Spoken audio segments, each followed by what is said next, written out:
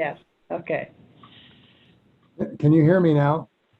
Yes, Okay, well, just so you know, I could hear you. My entire screen went off to something totally different. So all the advice about clicking on things at the bottom of the screen, I didn't have any of that. I finally, through trial and error, got you back. So oh I dear. don't know where or why or how I went where I went, but there I was. So, okay, do we have a quorum now? We do, Chair. Would you like me to call the roll? Do Yeah, a roll let's go ahead call? and do that and make it clear so we all know who's here. Hey Okay. Pam, we still have 20 people I'm showing in the waiting room. Are we not opening the waiting room until they We will as soon as I do the roll call. got it? Okay? Okay, as for board members, we have Chair Ledger Here, and Vice Chair Charnetsky, Here. Board Member Dudley, Here. and Board Member O'Connor. Present. Okay, thank you. okay, with that, I will call the meeting of the Litchfield Park Board of Adjustment for June 3rd open. Our first order of business is public hearing on variance ZA 21-03, which is a variance for 14044 West Green Tree Drive South. Do we have a staff report? Here we do. I'm still showing 23 people in the waiting room. I'm not certain if they're able to hear us yet. So maybe we can give them a moment to join and connect with audio. Thank you, Jason. Yes. Just making sure. They're all in. They're all in? Okay, they are all in now. Great. And thank you, Chair, members of the Board of Adjustment, city staff, and members of the public. I'm Jason Sanks, the planning consultant that's going to present the staff report for the first item on tonight's agenda, which is a side yard setback encroachment for an accessory shade structure for 14044 West Green Tree Drive South. The applicant requests a variance from the zoning ordinance section 31.03.d.7. I'm going to go ahead and share my screen if you don't mind, and then I'll, as soon as I finish my report, I'll unshare my screen so that you guys can have the your monitors back so you can see everybody's faces. Just give me 1 second so you can follow along. Everybody else is on video, dude. All right, you should be able to see my screen now. So my intention of showing the staff report along with, so for members of the public is that so they can kind of follow the conversation as well as see the graphics that are appearing on the screen. Of course, the agenda and board packets are available online as well for reference. So for this application and for this address on Green Tree Drive, the applicant's requesting a variance from the zoning ordinance requirements that a 10-foot side yard setback be maintained for any shade structures located within the side yard.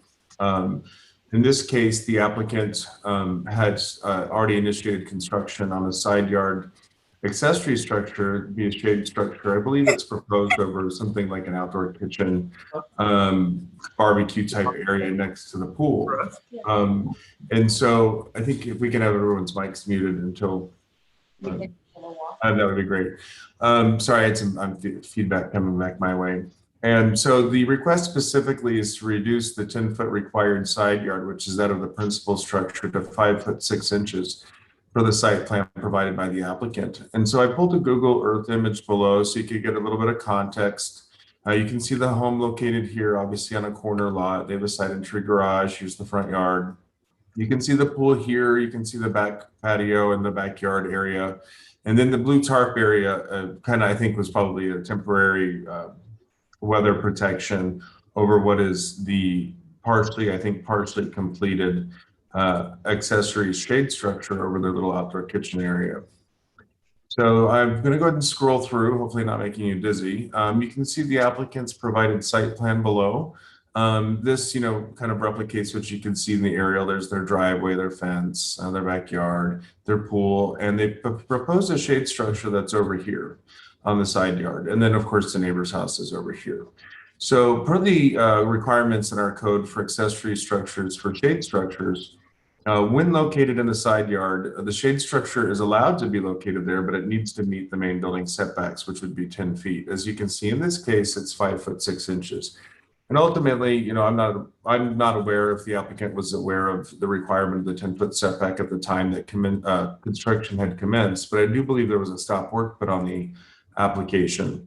I also believe that the applicant has done some coordination with their homeowners association, may have received approval for some level of some drawings at some point, but I'm not aware that they've actually gotten HOA approval for the specific structure that's under construction.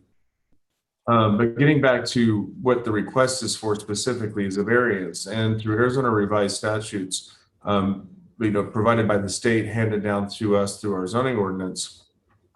Getting a variance from the zoning ordinance requires that it's not solely a subjective sort of review by the Board of Adjustment nor a recommendation by staff, but rather that the property and the request specifically must meet 4 conditions for variance to be granted.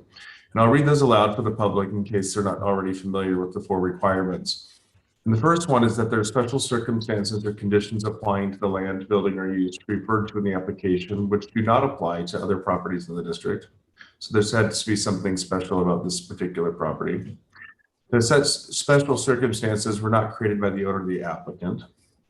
The authorization of the variance is necessary for the preservation and enjoyment of substantial property rights, and that the authorization or authorizing of the application will not be materially detrimental to persons residing or working in the vicinity, to adjacent property, to the neighborhood, or the public welfare in general.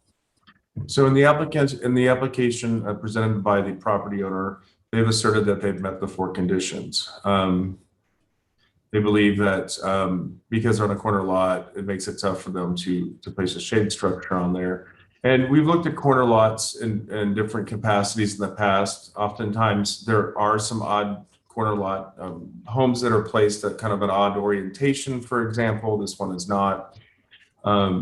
So conditions A and B, you know, may or may not be considered that there's special circumstances. Being a corner lot of its own nature does not create a special circumstance. So we really aren't certain that A can even be met. And when A can't be met, that means B is automatically not met. If that makes any sense?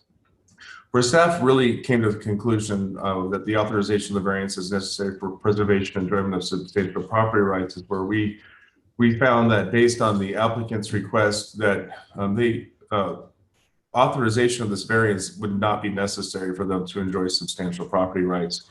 They already have a large covered rear patio, they have a pool, they have a fully landscaped rear yard.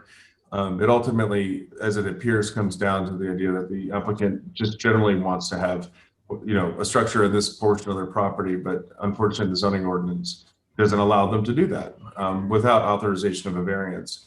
But staff couldn't find the authorization of the variance was necessary for the preservation and enjoyment of substantial property rights. Further, prior to tonight's hearing, we had received an email from a nearby property owner that was in opposition to the case, basically stating that they would like that the owner of the property follow the rules of both the HOA and of the city and locate any structures where were allowed.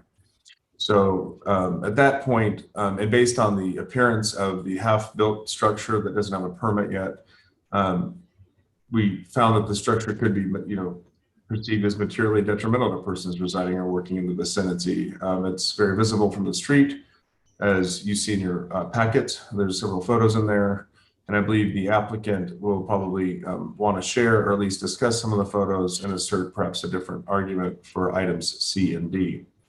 That said, again, it's a tall order for an applicant to meet A, B, C, and D. It doesn't mean that staff or anybody else doesn't certainly sympathize with what their desires are for their property. It just means that from a very objective perspective, as to the extent possible and based on our experience with other projects in the City of Litchfield Park and based on state statutes, that we need to meet all 4 of those findings. That it's not just a kind of a wanton authorization. So we weren't able to meet, staff was not able to confirm that all 4 findings were met, and therefore his recommending denial of the variance is filed. I would be happy to answer questions for any member of the public. I also would like to advise the board that I had been told by the planning department that the Public Works Department has had to replace the property posting sign at least one time on the property, as it had been removed at least one time during the course of the required posting period. We're not certain how or where or why the sign was removed from the property, but just rest assured we did replace the sign so that the property remained properly posted in the event you're told otherwise during the course of the public hearing and public input. With that said, I'd like to go ahead and unshare my screen as requested so that we can, everybody can see everybody in gallery view again. If you would like, I can reshare my screen, or I have all of the exhibits as well on file that I can share screen with if necessary. Jason, I have a question if I could. Is there a minimum distance from the primary structure that an accessory structure can be placed in the ordinances? Through the chair and Commissioner Dudley, yes, and they are required to be 10 feet from the other structure.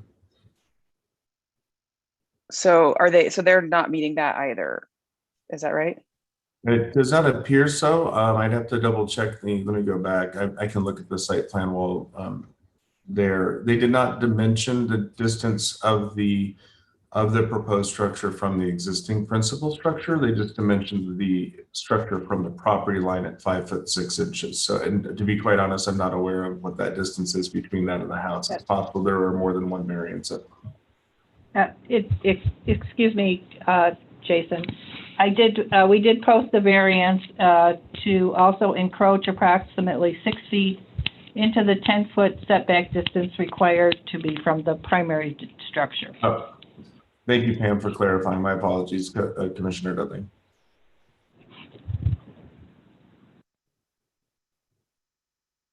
Are there any other questions for Mr. Sands? Okay. Yeah, this is Doug Rankin. I live 2 houses down from this property. I just want to let you know from our perspective. Excuse me, we'll take public comments during the public comment portion of the meeting. Right now, it's, I believe, a chair, it would be the applicant's turn to speak. That's correct. And just for everybody listening, a Board of Adjustment hearing is sort of quasi-judicial. And by that, I mean, it's not your typical hearing. And everything that is being said is being recorded to make a record. So at the end of this, whatever the ruling of the board is, should a homeowner in the area that was objecting or the applicant not like the finding of the board, then they have the right to appeal, and it's important that we have a good record. So as we get to the appropriate times for people speaking, we want to make sure that everything is on the record. Everyone will be given a fair chance to speak, if you will. So at this point in the proceedings, we're going to move on now for the applicant to make their presentation. Yeah, absolutely. First and foremost, thank you everyone for taking time out of your day to join the call. Both Laura and I appreciate that. Jason, thank you for providing an overview of the project and the scope of the job. However, we would like to make sure that we are speaking to the facts. The property sign being removed, you couldn't be further from the truth.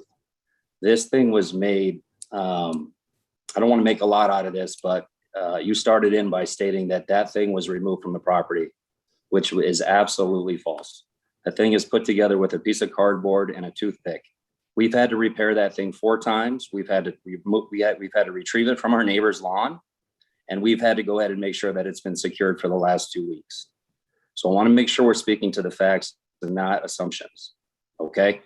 In regards to the scope of the job and the questions, obviously we have different opinions and we have different responses to that. The home being located on a corner lot. However, we chose to move here 5 years ago. We love the community. We love everything about it. It does pose a challenge. We had partnered with the city of Litchfield, and one of those side lots we were able to deem as our side yard. One was able to be deemed as our backyard. We were given the choice to go ahead and select the yard on on our pool side to be our backyard and the one on Litchfield Knoll to be deemed as our side property. That was our understanding before we decided to move forward in presenting the scope of the job and submitting the architectural project through our homeowners association and the property management company. At that point in time, when it was approved, the job had transitioned from a flat top roof, which I know does not change or alter the setback, but it was altered from a flat pergola to a apex pergola to mirror the aesthetics and the design of our home. Significant amount of money was put forth in the portables and the construction of the design to partner with the respective people. And we obviously did not go through the city of Litchfield. We went through the HOA, we went through the property management company. It was approved, it was authorized. And unbeknownst to us, we needed to go through the city of Litchfield for more than just a permit. We did not realize that we needed to partner with the city attributed to getting a zoning variance on the proximity to the property line. We partnered with our neighbors, specifically the ones directly on the adjacent side of the property line. And they have been extremely supportive and they have been in favor of this from day one. And I'm sure that there is many residents within the community that wonder why this is taking so long to complete, as do we. We do not like to see it unfinished. We would like to see this completed for both the safety aspect as well as for the functionality for our family to enjoy the pool area. Our backyard is panoramic. It's extremely shallow from the actual patio itself. It is only about 14 feet in depth, as you can see in the aerial shot. And the pool, the safety of the pool, you cannot watch the kids from that patio safely. You cannot do so. You have to be in front of the pool area, which has no covered structure.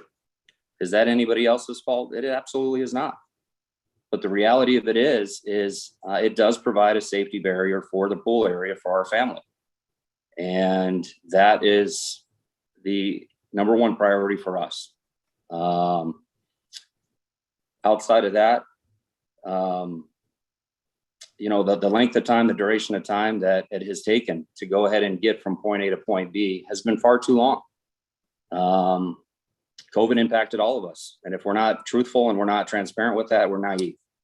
We've lost multiple contractors during the duration of this project. Had we went ahead and steamrolled through this thing when we were told to, we wouldn't be on this call today. We have taken the progressive steps to work through the channels to go ahead and ask for a variance to complete this project. We did not take it upon ourselves. We did not do this at liberty to go ahead and sidestep the rules and regulations of the City of Litchfield Building Code.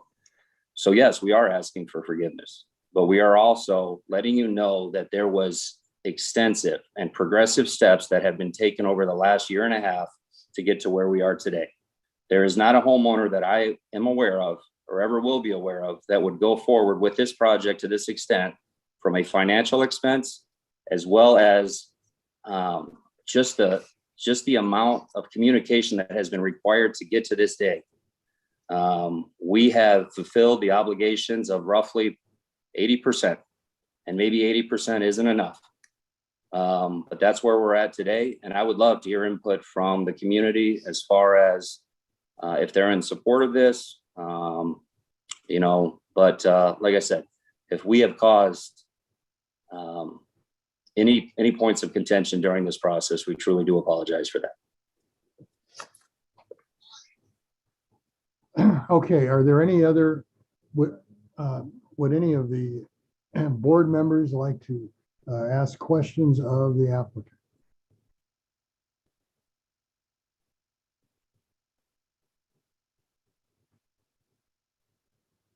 Okay, I'm not hearing or seeing any requests. Let me ask you a question, sir. Getting back to your HOA, was there a change from what the original HOA approved to where you are at this point? I see your wife nodding. Would you tell me what the difference is between what the HOA approved and what you have now, or what you were starting to do now? From an aesthetic aspect or from a distance aspect, David? Well, I'm just talking about whatever you said the HOA approved the project. And then I'm hearing that it got built in some way or was starting to be built in a way that was different than what the HOA approved. So I'm just trying to sort out, what the facts are on that one way or the other. So did they approve something different than what you were starting to build now? There's been multiple approvals. So I want to make sure that I'm answering your question to the best of my ability. There was an approval back, I've got them in front of me. There was an approval on October 31st, 2019. That was originally the flat roof. Same distance, the same proximity. The second approval was on July 9th of 2020. That was when the project was changed or altered from a flat roof to an apex. To match, yeah, exactly. To go ahead and align with the architectural design of our original property. The last one that was approved was as recent as March 26th of 2021 this year. And really what that was to go ahead and make sure that we had the adequate information and authorization to provide to the city of Litchfield to go ahead and get to this hearing today. Okay, the March 26th approval, that was your HOA? That was a letter from the property management company, which was authorized by the HOA to the property. So property management company, First Residential, basically gave us the confirmed copy so that way we could get it to the city of Litchfield. And I gave it to Pam to go ahead and get to this hearing today. Okay, and on that particular document, does that match what you were starting to build? Because you mentioned you switched from flat to apex. I'm just trying to. The footprint did not change. The footprint's been the same the entire time. We were doing a flat roof before. Right. It did not aesthetically look nice from the property if you were driving by or standing there. So we lifted it because we have peaks on the front of the house that do this. So we lifted that roof. So it's a nice clean look across the front of the house. And it looks like it had been there since day one, essentially. The footprint stayed the same. It's just the roof line went from flat to an A-frame. Okay, and the HOA approved Which is the apex. Which is the HOA same, approve the sir. apex? They did, which is the same, sir, as last year. So the recent one from March mirrors the one from July of 2020. Are there any other questions for the applicants? Chair, I have a question. I don't know if it's for the applicant or for Jason or Pam, but on the HOA approval, does it state it's approved contingent on the city approving it? I'm just curious how the HOA handles that part of the process. Yes, the HOA approval said it was contingent on getting approval from the city.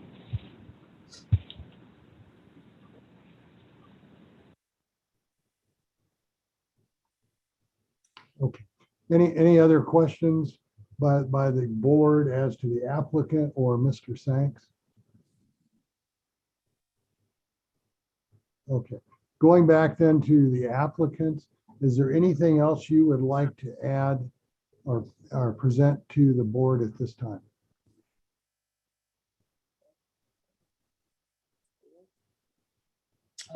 I think everything has been conveyed. I think the only other thing would be, the intent of this is to make sure that not only the property, but the aesthetics of the community are upheld. We are not looking to deviate from that. We are not looking to take matters into our own hands. Obviously, we have made some decisions that were not 100% accurate throughout this process. However, at this point in time, the resources, the expense of the project, and the fact that it is where it is now, which is 80% complete, to regress and to go backwards, I just hope that we find a way to go ahead and find a compromise to agree that this is in the best interest of not only our home, but hopefully the community to allow this to pass. Okay, thank you. At this point, I think we should now take comments from the people that are in the waiting room, those that wish to speak. For anyone out in the waiting room, that if you're called upon to to speak, we need you to state your name for the record. And, you know, we'll go forward. The one thing, there's quite a few people out there that I always ask on these things. Sometimes you'll have a group of people that will come to one of these meetings, and maybe there are 8 or 9 of them where they're all in favor or they're all opposed. And I always ask, if possible, if they can appoint a spokesman, if that's true. It may not be true. You may have 20 people that are each have, you know, everyone is entitled to their own opinion and be able to speak. But to the extent of, if there are neighbors out there that have come as a group and want to have a spokesman address the board, that would be fine. But at this point, let's call on those people in the waiting room. Chair, I'd like to add that we received the one letter not in support that was in your agenda packet. Okay. I received 13 emails or letters that are in support of the project. Okay. And I received 2 requests to speak that actually came in to me via email. One is from a Bruce Baroth, and the other is from a Rick Shows. And then there may be others just wishing to speak that did not fill out the form. Okay, well, why don't we start with the 2 gentlemen that filled out the form and requested to speak. Okay. We start with Bruce Baroth. Okay, Hi, my name is Bruce Baroth. I live in Litchfield Greens on Litchfield Knoll. I do feel as though the Metcalfs have met the 4 standards that were the questions that were posed to them. As I see it, the structure provides the necessary shelter from the hot Arizona sun, and really they had no other choice. They had no real place to put it besides where it is. So it seems as though they did meet the question A. Question B, it appears as though they meet that, as well as that they did not build the home themselves. There, I don't know for sure. I believe 2nd or 3rd owners. Question C, as I have lived here now for about 4 years, I think we would all agree that the Arizona summers are getting hotter and longer, and it seems as though to be able to provide shade for their family is a valuable and necessary piece that they need. We walk our dogs on a daily basis in this neighborhood, and I would say that structure is not in any way obtrusive to the neighborhood or even directly the neighbors. It is behind their wall. It is behind landscaping. It just seems that their request for the variance is definitely reasonable. We moved here about 4 years ago, as I said, and at the time there was a very large colonial home that was being remodeled. Took over 2 years to finish, ended up not meeting HOA guidelines, and I can't speak to city guidelines, but certainly if there's a structure in this neighborhood that's out of whack with the neighborhood, it would certainly be that one, not the Metcalf's relatively small shade structure. We do hope that you can approve their variance. I will also say that the signage, we noticed it laying down multiple times. I saw the Metcalfs actually put it back up. I saw them repair it with their own zip ties. So while yes, the structure was down, I did see a city employee rehammering it into the ground. I don't believe there was any type of there was nothing shady going on there. It just happened to be that it fell over, and that was I saw that the Metcalfs actually repairing the sign. I believe they want to have as much notice or as much publicity to this as anybody else does, so we can get them this variance approved for them. And I appreciate your time tonight. Okay, thank you, sir. At this point, let's move on to the second one that put in a request. Okay, that would be Rick Shows. Yes, good evening. Thanks for having us on for this meeting. If Jason could possibly, we live in lot 87. We're right next door. We're the ones to the west. If Jason could maybe put it in perspective and put up that Google Earth or whatever picture he had, so I could show our home and our location where the So Mr. Shows, I have both a photo of across your driveway of the structure, and I also can bring up the staff report. Did you have any preference? I can share my screen now. just the picture, I think, if that'd be okay, Jason, just to give everybody a perspective of what our close point of approach is to the area. Would that work for you? Okay, that is my entrance to my driveway, and the wall separates. We have a golf cart garage there across from that wall and structure. And my wife and I, Chrissy and I, we've been here original 97. We built the house, lot 87. We've owned it and lived here and love living here in Litchfield. And I have absolutely zero problem with the structure and their family because their pool is right there.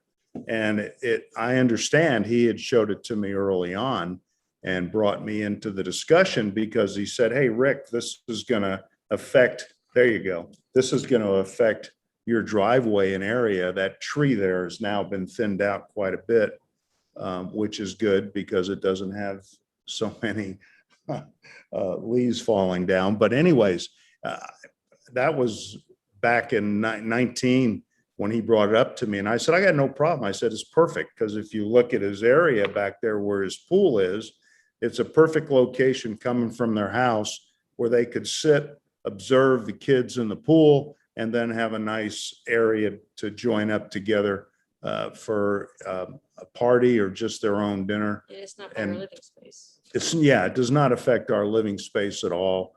It's just the way their backyard was designed. Not going to belabor it, but we have no problem with it. It's okay for us. Okay, thank you, sir. Appreciate your comments. Pam, do we have other people that are wanting to speak? Let me check if those were the only requests I received. But if someone wishes to speak, if you could raise your hands or so we could see you, put your video on and raise your hand. Okay, yes, we have a Moran. Is it Patrick Moran or? Patrick, yes. Kimber, I noticed my wife's name was coming up on the Zoom there. But I'm actually speaking on behalf of my wife and myself. She wasn't able to attend, but we also submitted a letter in favor of the variance. But we're actually the neighbors on the other side of their house across Litchfield Knoll. But I echo the sentiments. We're completely in favor of the variance because the structure just fits extremely nicely with the neighborhood, is not an eyesore by any stretch. And, you know, from offset perspective or whatever from the actual main road, it's quite a bit back. I would consider it their backyard, honestly. And we, as neighbors, we hang out with them quite often, and we both have kids and understand the importance of having that structure to be able to watch the kids in the pool and have a sun-safe environment, if you will. So not saying much more than anyone else, but as adjacent neighbors, definitely in favor of the variance from our perspective. Thank you. Okay, thank you, sir. Okay, then we have Okay, Carol and Arthur. Who's it? Carol and Arthur. Carol and Arthur? Hi. Yes, we are Carol and Arthur Nonomura. We live across the street. And I want to say that my brother and his wife built the house many years ago. So we had the opportunity to enjoy many holiday dinners and parties at that house. We're very familiar with the house, the backyard, and the pool. It seems to me that there is no other place to put a shade structure where you would be able to observe kids in the pool. So it's a very logical place for safety to have the structure right where they have placed it. We have no objection whatsoever. We're across the street. We walk down the street, we drive by, we look all the time at that house, and the structure seems to be in keeping with the architecture of the house and the neighborhood. So we are very much in support of their request. Thank you, Carol. Do anybody else? Jenny and Brady Sullivan. Johnny and Brady Sullivan.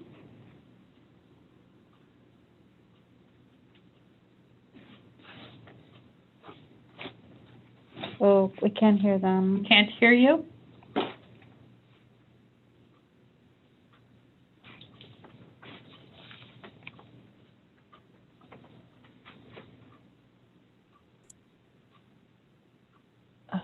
They're not muted on my end. Don't appear to be muted. They just need to check which device is perhaps picking up on the microphone. Hopefully they can find it. If not, they're welcome to speak to the chat and we can read it aloud.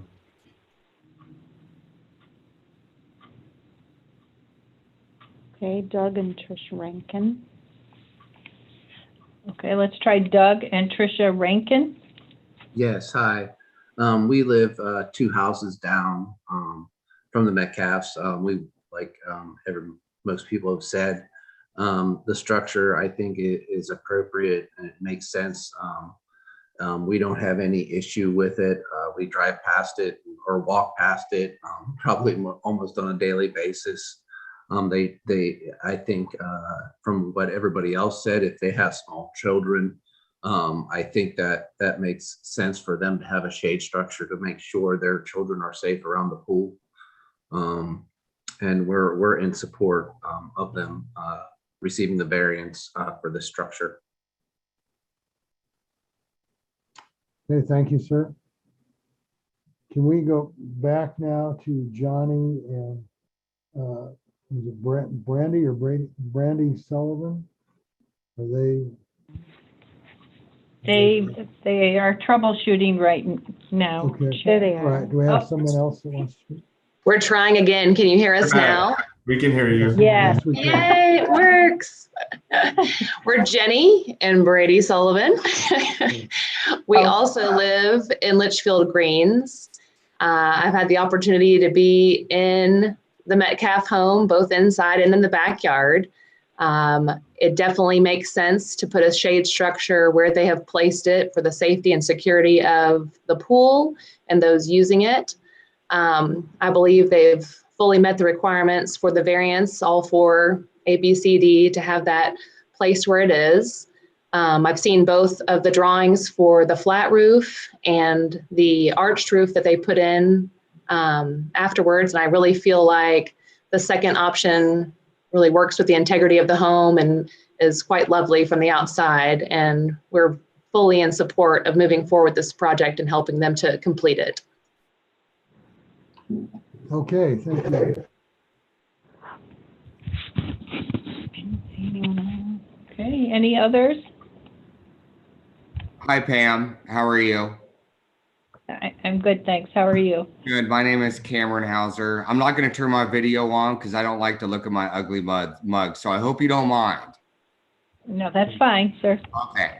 So, hey, I just wanted to express how my wife and I, we live on 14023 Litchfield Knoll North, how we approve of this structure. Moving from the Seattle area, one of the things that we really loved about this neighborhood was how every home is different.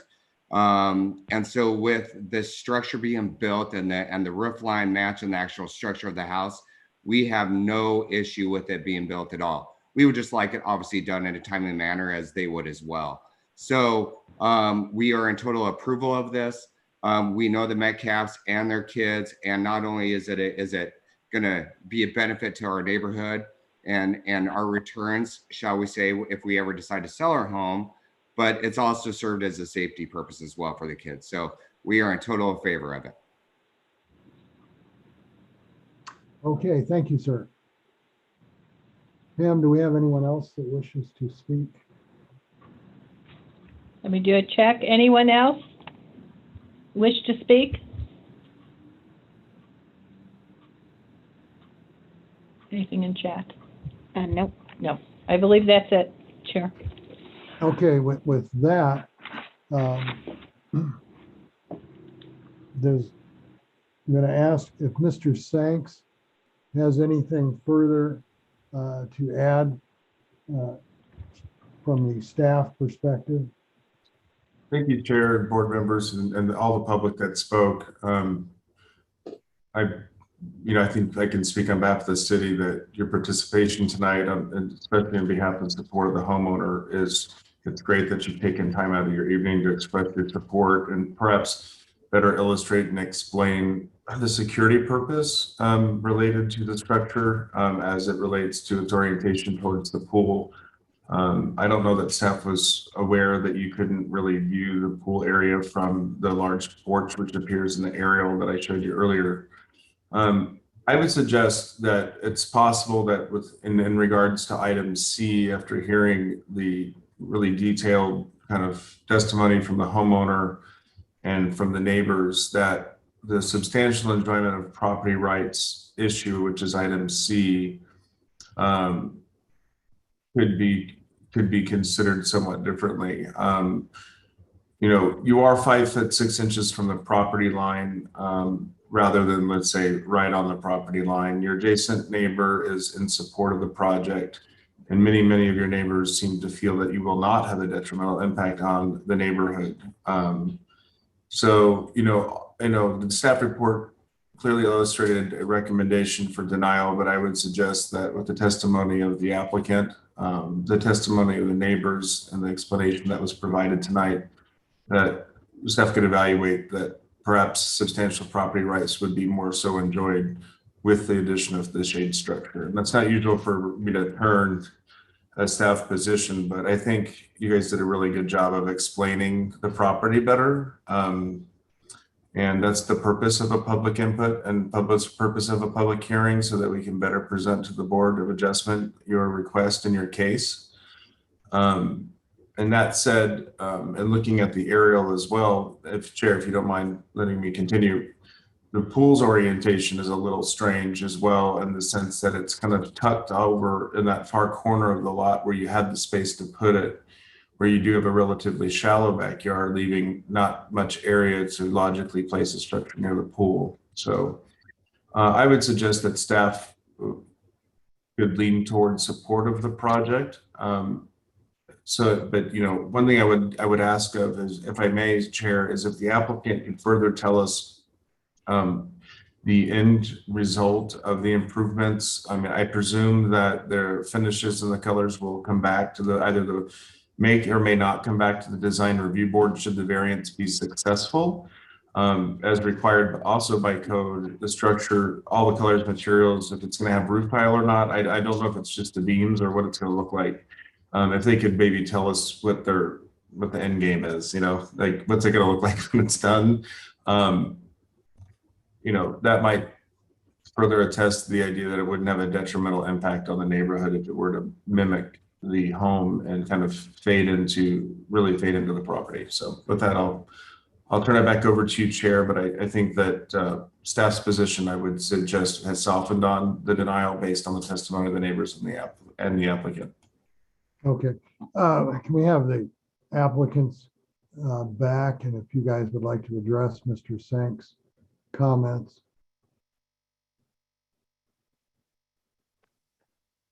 Absolutely. I cannot reiterate how much we appreciate the support.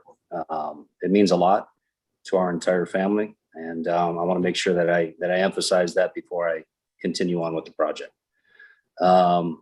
The project, the structure, it will be beautiful. We will invite all of you over upon review and getting it approved, but it will mirror the aesthetics and the structure of our home. The corables, everything was ordered, constructed, fabricated, and installed to mirror that. It will be a tile roof upon completion if given the opportunity. It will be an open beam configuration, just as the remainder of our house is. T111 as the undercarriage. The paint, the stucco, everything will mirror. It'll look like it has been there from day one, which I believe is the goal that we're all trying to achieve if we do any home improvement, that it looks like it's always been there. And the encroachment on the property line, back to that, it's just the front left corner, the west corner. The back one there is roughly around 9 feet away from the property line. And it's just the pie-shaped lot. It's the configuration of the lot. The pool that was put in was not parallel to the wall. They made it parallel to the structure of the home. But the stucco, the paint scheme, even down to the skip trowel finish on the stucco, the roof line, the fascia board, the corbels, everything will mirror the home as it sits currently today. Okay, thank you. Do any of our board members have any questions for either the applicant or Mr. Sanks?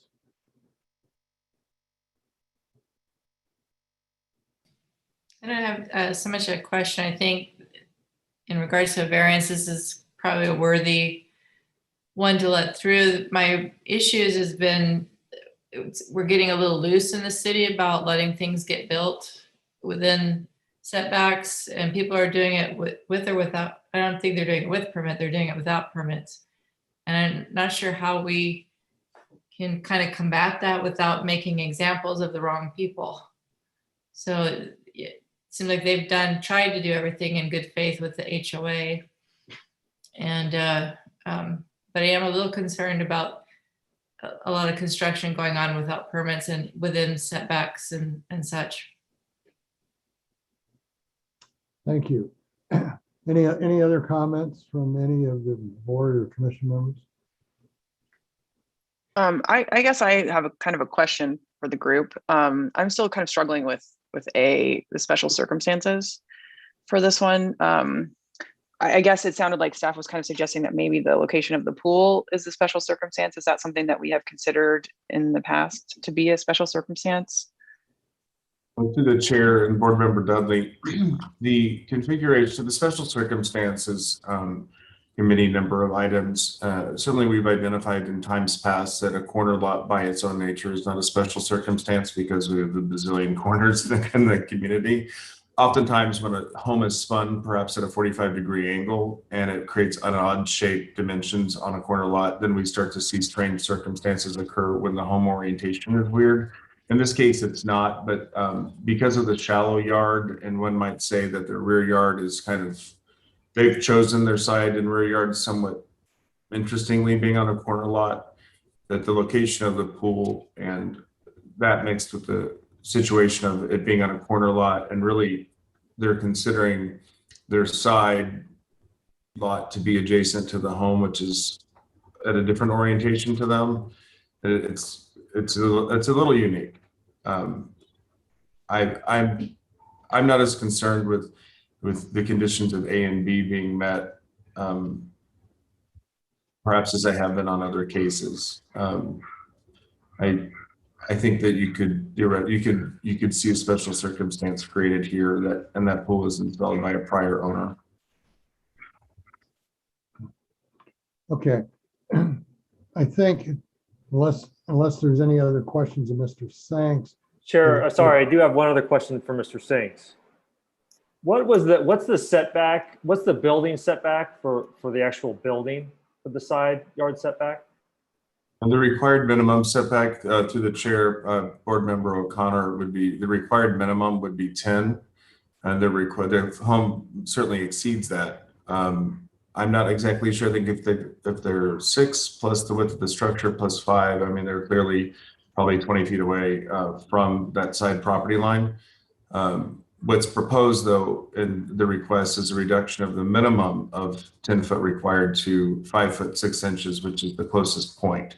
To the applicant's credit, yes, the structure veers further from the property line, but when we state it for the purposes of a legal purpose and a variance, we state it at the closest point because that's the actual extent of the setback variance request. You know what I mean? The 5 foot 6 inches, even though it veers further away as the property line tapers off towards the neighbor.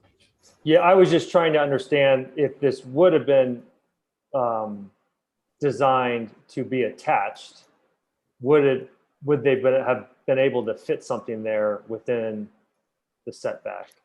Board Member O'Connor, in theory, if this is attached to the home and you were to slide the whole structure over 6 feet, I think it is, it would be more or less meeting the setback. But that's just simply not how it was designed and built. Right, and there's no way to attach it right now with some sort of, even if it was attached now, it would not meet the setback. Mr. O'Connor, that's correct. As I understand it, the columns and the roof structure are already in place. Even if they were to attach it, they would still need a reduction from 10 foot to 5 foot 6 because accessory shade structures have to meet the principal building setback within the side yard. Okay. So you are correct. Okay, well, I think at this point, it's time to close the public hearing and then move on to item 2, which would be the board's deliberations concerning this particular application. Is there a motion to close the public hearing? So moved. Have a motion. Is there a second? I'll second. Have a motion and a second. All those in favor of closing the public hearing, say aye. Aye. Aye. Any opposed? Hearing none, the public hearing is closed, and we will now move on to discussion and deliberation by the board. I have a couple of quick comments. These are the type of projects that are difficult. And one of the problems the board has is we are tasked under both state law and the town code to follow certain things. And these, for example, the 4 things we were talking about, actually, in order to grant a variance, we're supposed to find all 4 of those, not 3 or not 2. And one of the things I just want to talk about are special circumstances. Corner lots, often have odd shaped things. In law school, they talked about variances on like a pie-shaped lot that might be at the back of a subdivision that due to the narrower width, they just couldn't do anything unless you could do a variance. One of the things that I guess bothers me a little bit is side yard setbacks they're there for 2 reasons. One is aesthetics, but they're really there from a safety standpoint about access up and down the side. And the other thing that I wanted to comment on, it's not a special circumstance if the previous owner laid out the house a certain way and did all these other things, because the buyer of that home knows that when they buy the house. So they're sort of accepted that that's the way it is. And there may be things that they have to live with. However, having said all of that, we've certainly got a case where there is overwhelming neighborhood support. They have talked about the issue of, the pool and whatnot. But part of the issue here has to do with it being a permanent structure. And it's my understanding, am I correct, Pam, that from the standpoint of shade by the pool, if they were to simply putting in a couple of patio tables with umbrellas on them for shade, that we would not be here right now, that they would be able to do that within that setback area? That is correct. A shade umbrella is not considered a permanent structure. Right. So something like that would be allowed, although I think we would all agree the trouble with those is those umbrellas get blown over. There's all kinds of things. They end up in the neighbor's yard sometimes. So that's not necessarily the best solution. But I just wanted to have that behind. But ultimately, the board has to, if the board wanted to approve this, then we have to find that all 4 of these items in the affirmative, if even under the state law, if even one of those, we don't make that finding, then we're not supposed to grant the variance. And I will tell you that many years ago, the Commerce Department did a study and came back and said that about something huge, like 80% of the variances granted around the state did not meet the four elements based on what was happening. So I'm only putting that out to kind of get that in perspective. And I think the board needs to talk about this particular one. I mean, there are some interesting things there. The way the house, that bottom corner, I'm looking, and I'm not good at visualizing, but I'm looking at the bottom corner of the existing house on the left side, the bottom, and wondering what the distance is from that tip of that corner over to the wall. I mean, if it makes the 10 feet, it looks like it's just barely, at that, even at that point, by the way the house was laid out back in the beginning. So anyway, I'm just saying, I'm not arguing for or against right now. I just wanted some clarity about, because there was discussion about, about this. So if the board wanted to approve, then the findings we have to make specific findings, regarding all of that. And if the idea is to provide better security for the, for the pool, then that would be something that we would need to put in the motion. Anyway, I have said my piece, and I'll open that up for other comments. This is a tough one. And, basically everybody's testimony, really does especially make this difficult. And, Jason, is there, someone mentioned that it didn't look like there was another location that they could have put a shade structure. When you look at their lot, is there another location that they could fit a shade structure on it? To the chair, Commissioner O'Connor, in the staff report, I illustrated that there's an existing shade structure on the back of the home. But per the testimony from the applicant, they already have a shade structure, right? It's their back basically their back patio. Based on the testimony of the applicant and the orientation of their pool, their concern is that they can't really see the pool from that back area of the house that you can see in the aerial. And so they're asking for a shade structure to be in closer proximity to the pool, to both enjoy the pool and for the safety of having a place to hang out and watch and make sure their kids are okay. So I don't really see and looking at the aerial, I mean, I'm not really site planning on the fly here, but I wouldn't suggest that there's another more logical location on the back of the property to add an additional shade structure other than where it is proposed now. In my report, I simply stated they already have one, but what they've said tonight is that it's just the way it relates to the pool doesn't work well for them. So right, I understand there's an attached shade structure. I guess what I'm saying is, if there really isn't any other location that they could put a detached shade structure, to me that helps supports that there is a special circumstance. I think that Commissioner O'Connor, I think that you could reasonably try to make that argument. Based on the site plan provided by the applicant, the existing condition of the property where the pool is located and how the home is built.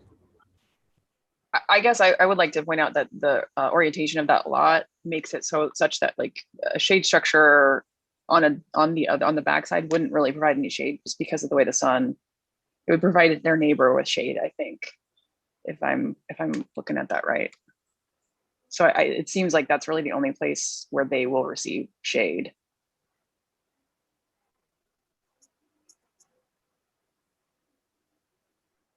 Any other comments from any of the board members? I have a question, if I may. So alternatively, if this were to be denied, it just sounds like there's obviously overwhelming support for this sort of a thing. I mean, I'm just curious, like what would the process be?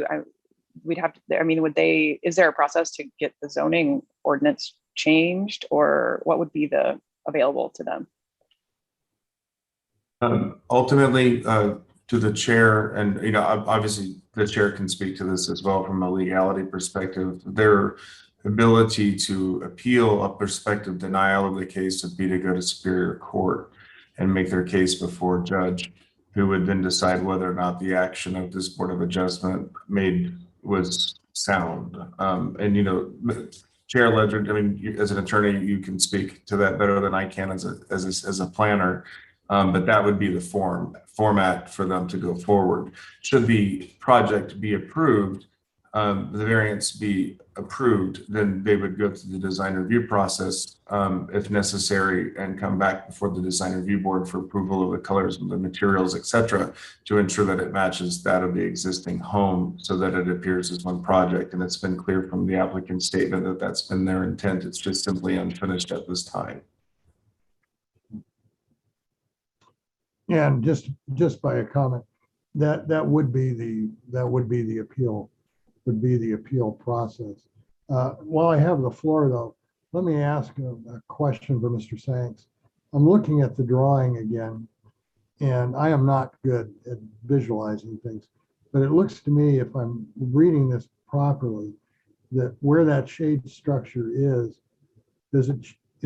there any way to move it closer to the pool? Because it looks like the side yard widens out as it goes that way.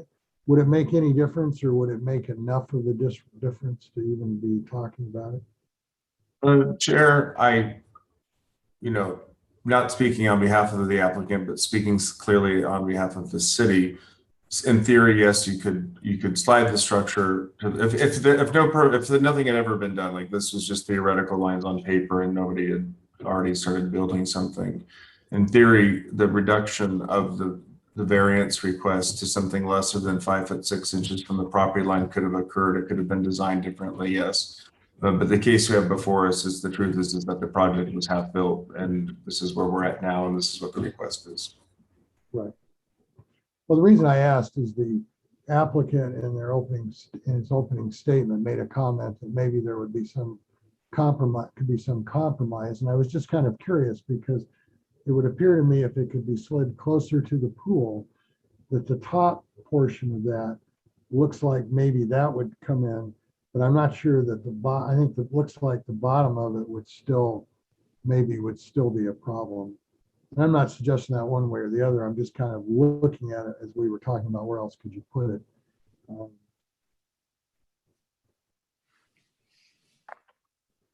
Sir, I don't know if I have the ability to speak now. I just want to provide some insight, if I may. Sure, go ahead. Those front pillars, just the proximity, because I'm sure that the observations and the proximity was all provided by us or from Mr. Sanks to go ahead and assess it, both from the aerial shot as well as the road. The front columns, the distance is only 2 feet away from the water. So the actual overhang will create shade over the Baja step area. The pillars themselves are close proximity, where if we moved it any further, it would be infringing on the water.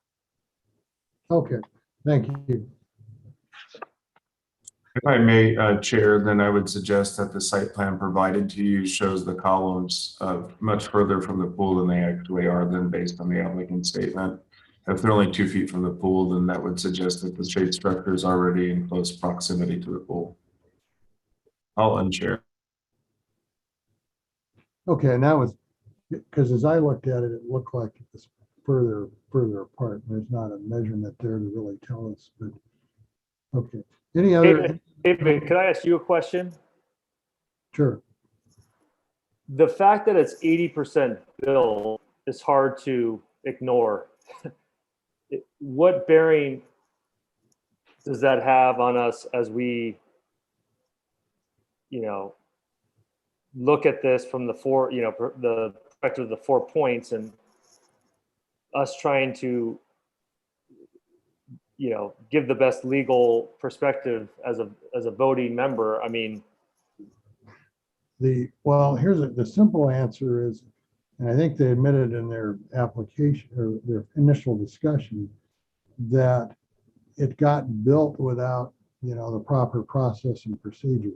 So if you take into account the cost, then we're encouraging everybody to just go build it and say, if I can, one good weekend and I can get it put up, then they will not want to make me tear it down. So therefore, I can do this. So But I think, and the reason I asked about whether it was any way to move it, because it looked to me from the site plan that we have here, that it looked to me like it was further away from the pool than what we're now hearing, that it's only, 2 foot. But, it's just, this is one of these tough ones. And all I'm saying, and keep in mind that when you do one of these, it's not, it's not a popularity contest. You could have 100 people say they were in favor, and you could have one person saying, I want them to follow what it says. The other thing about it too, to keep in mind when we're talking about appeals, not everyone was in favor of this. Any of those other people out there that were opposed have the right to appeal as well. So that's why I always harp on making sure we have a good record, because we don't know how it's going to go or how we're going to vote. So the record needs to be clear. And I'm just saying, if the mood of the board is to make a motion to approve, then it's part of that motion. All 4 of those points should be addressed, and regarding why the move-on believes that we've met those conditions, because then it's on the record that that's what was, what was done. Because technically under state law, if even one of those is not met, then we're supposed to vote no. So if we're going to do it, we need to have a motion that says that all 4 of those items have been answered in the affirmative, and then maybe some reasons why we think that it was. So that was my reason on that. So any further comments from anyone? Oh, okay. Would someone like to make a motion? I don't know what to make it. Yeah, it's just really tough because, like you said, we were basically, you don't want to deny, but the truth is that there aren't no really special circumstances unless you count a corner lot having to have extra wide setbacks on 2 sides rather than just one.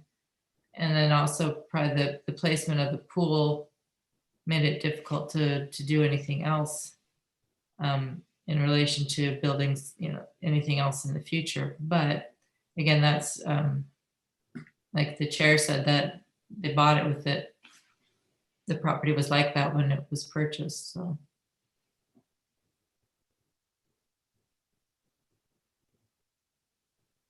Okay, any other comments? So again, I'll say, would anyone like to make a motion?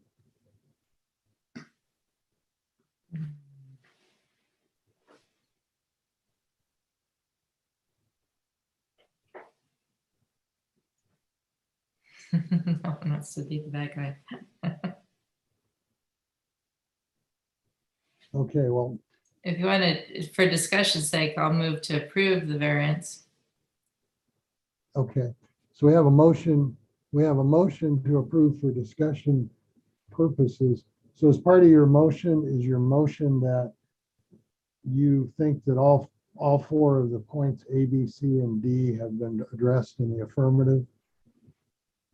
I would say only in the response that a corner lot makes it harder to use the entire property, and the previous placement of the house and the pool.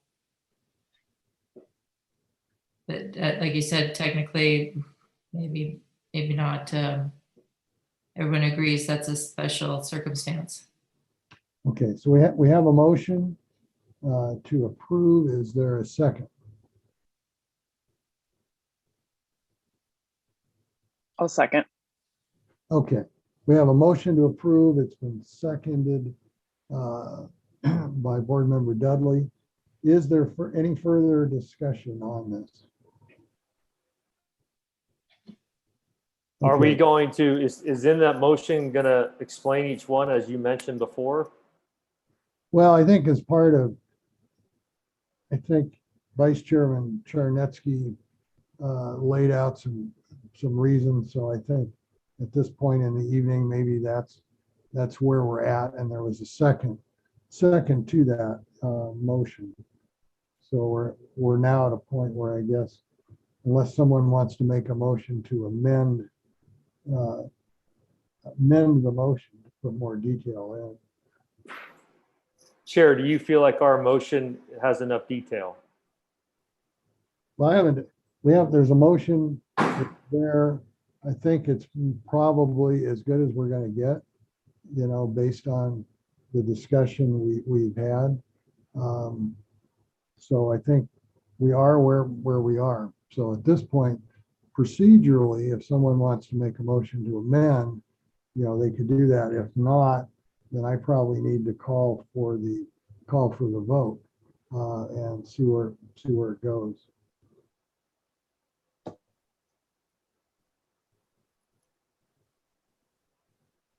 I just made the motion to get the ball rolling so we can decide, do we meet the 4 tests or not? So we're giving wide latitude, I think, if we concede that the previous structures on the lot and the lot itself slightly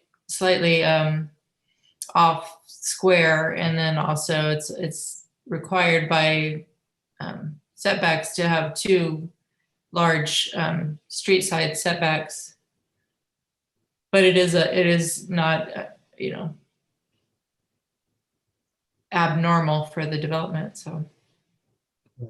Okay, I would say that adding in if you add in the vice chair's comments, there is certainly reasoning as to why the board, if the board chooses to approve, there is a record of what all was talked about and considered. So to that extent, it's there. But at some point, there's a motion and a second. So I think we need to see where this is going to go. So at this point, if there's no further discussion, I'm going to call for the vote. Is there any further discussion on this? Okay, there's a motion and a second. All those in favor of approving the variance request, please say aye.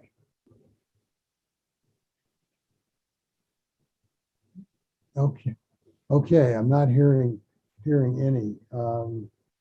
At this point, as chairman, I guess I will bear the brunt of this one then. I move that based on the testimony in the hearing and the original staff report, I move that the 4 conditions have not been met because of the fact that it is a corner lot, but it's not that different than other corner lots. And the conditions on the property were there when the homeowner bought it. So I move that based on all of that, we deny the variance. Is there a second for that? I'll second your motion. Okay. Well, we have a motion and a second. Is there any further discussion? And then putting that, I'd just like to note it's a very difficult position you put staff and neighbors in to approve when you go ahead with structures without permits. So that's we have to follow the law, I think. And I wish we could make it, go backwards in time, but that's not going to happen. So. Okay. So we have a motion and a second. All those in favor say aye. My motion, so I'll say aye. I don't hear any others, so my motion fails. So we're now back. I haven't heard any substitute motions, and I haven't heard any more discussion. So at this point in time, unless there's a substitute motion, there has been no approval at this point, which effectively becomes a denial. I mean, the variance then is not approved. So unless someone has a substitute motion for, approval, then I think we need to move on to the next agenda item. So the floor is open if any of you, yes. Dave, Brian. are we allowed to, request legal advice on this from our staff? I mean, this is a tough one, in the 3-4 years I've been doing this. Sure. Here's what we can do. Like I say, I'm an attorney, but I am not the board's attorney. The city does have an attorney. What we could do at this point, we've had the hearing. What we could do would be to table the decision and request that the city attorney give us a written memo, on the points and the legality of it, and then we could, once that was in, then we could reconvene and have another meeting and see if that changes anything. Sure, if I We can may. do that. We don't have to decide tonight. We could set it off for a while. Yes, Mr. Shanks.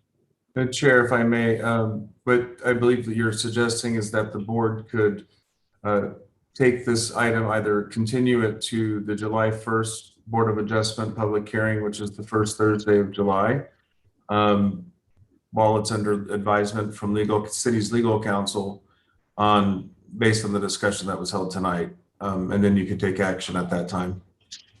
Right.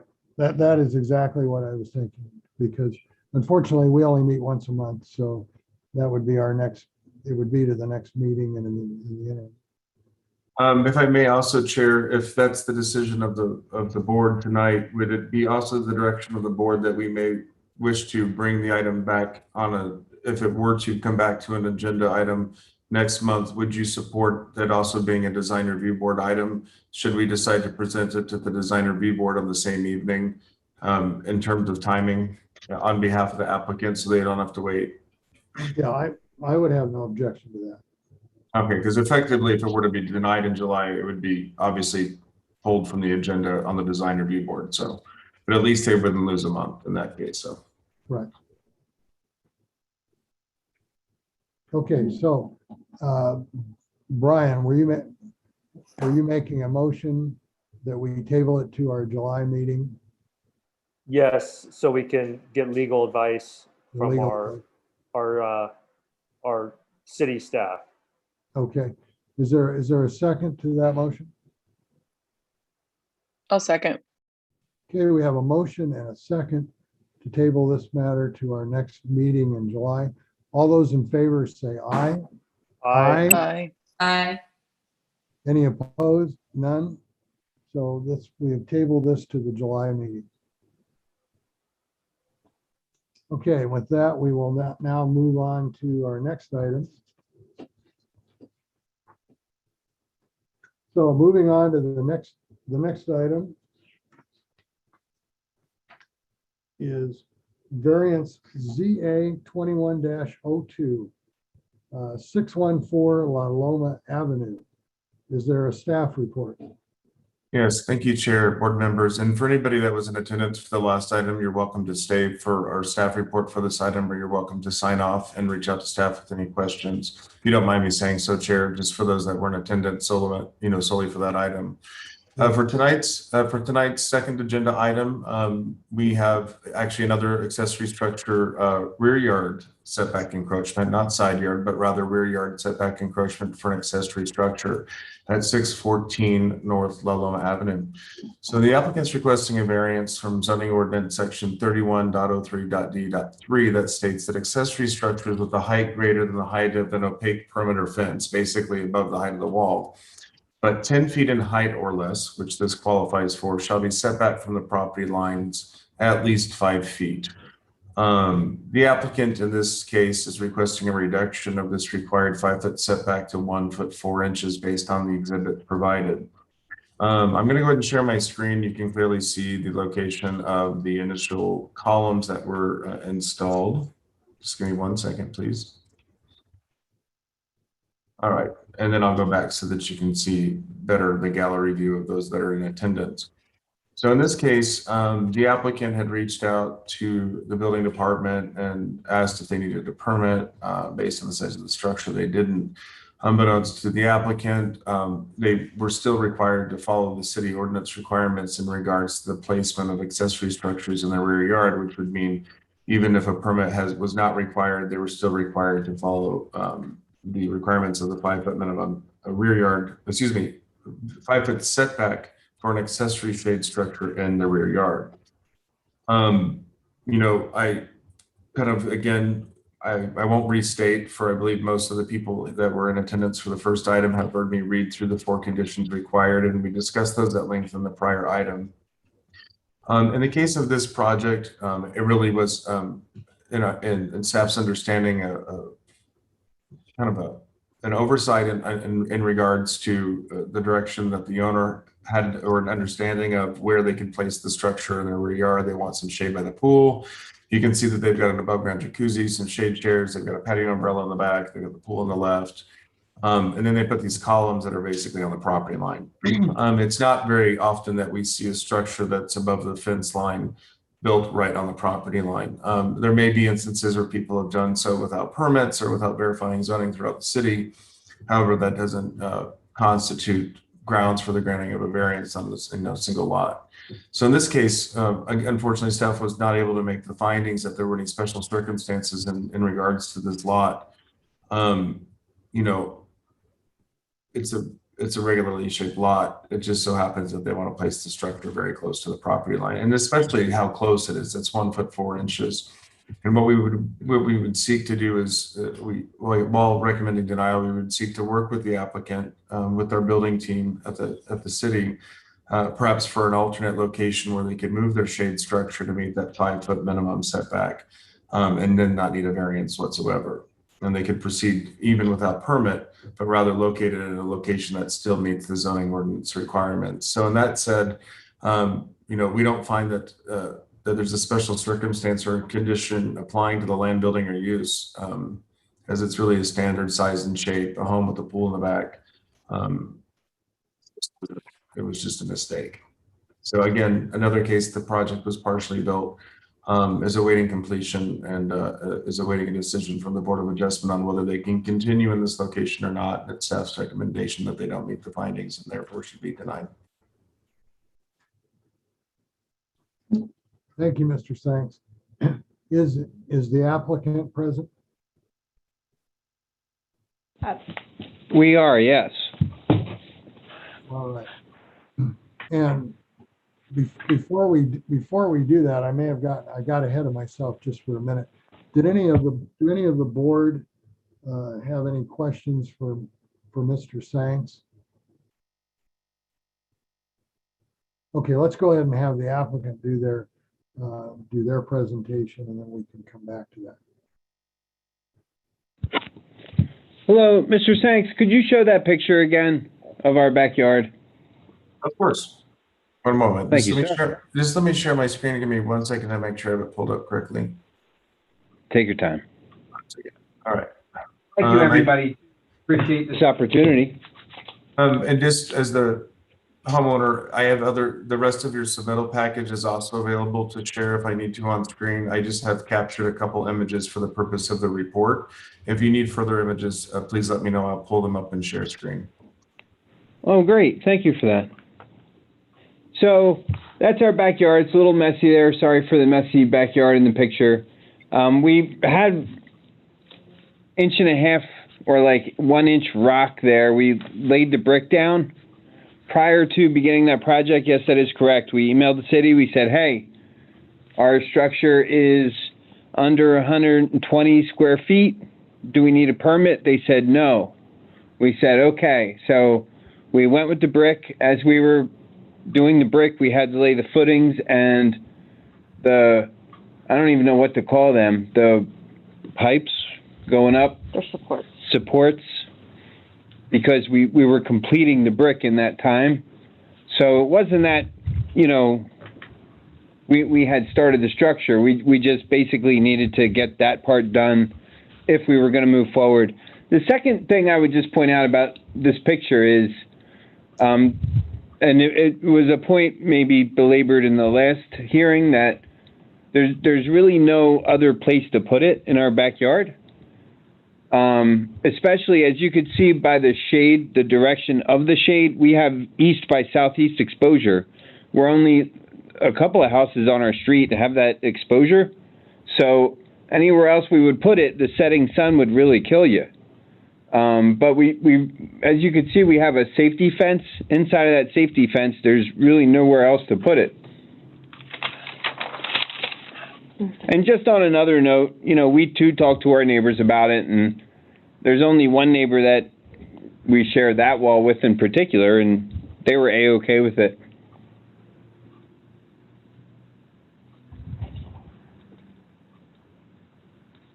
So, board member, I reached out to the city in September of 2020 and asked for specifically what was needed to put a pergola in.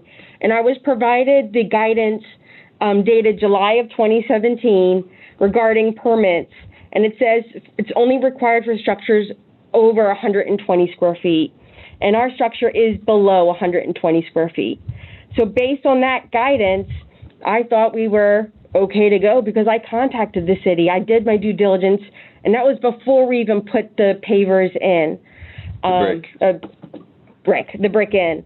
So I feel that we shouldn't even be here for the variance because there should be no need for a permit because we don't need a permit according to the city's own guidance that they put out and they hand out to all of their people. You know, they're still handing it out today, and it's dated from July of 2017, and that's attached in my exhibit on Exhibit 1 on that. And then when it goes further to say that the design review board will approve the permit, but again, we don't. The city's own publication that they put out is contradictory to the zoning laws and requirements that they put forth. But because we want to act in good faith, we want to do the right thing. As soon as I found out that we had to submit this, we went through that process and went ahead immediately. And when you talk about the special circumstances of that, our rear wall is being replaced by the city probably within the next month or so. And this special circumstances is that I would say, based on the fact that the wall height is very low in our back by the Litchfield Road. I want to show, if you could show the black, I don't know if you have it as a black and white photo, an aerial photo, where you'll see Litchfield Road and you'll see, I think it's one of the exhibits. Okay, just one moment, if you don't mind, I'm going to stop the share so I can pull up the exhibits that I have available. One moment, okay? Okay.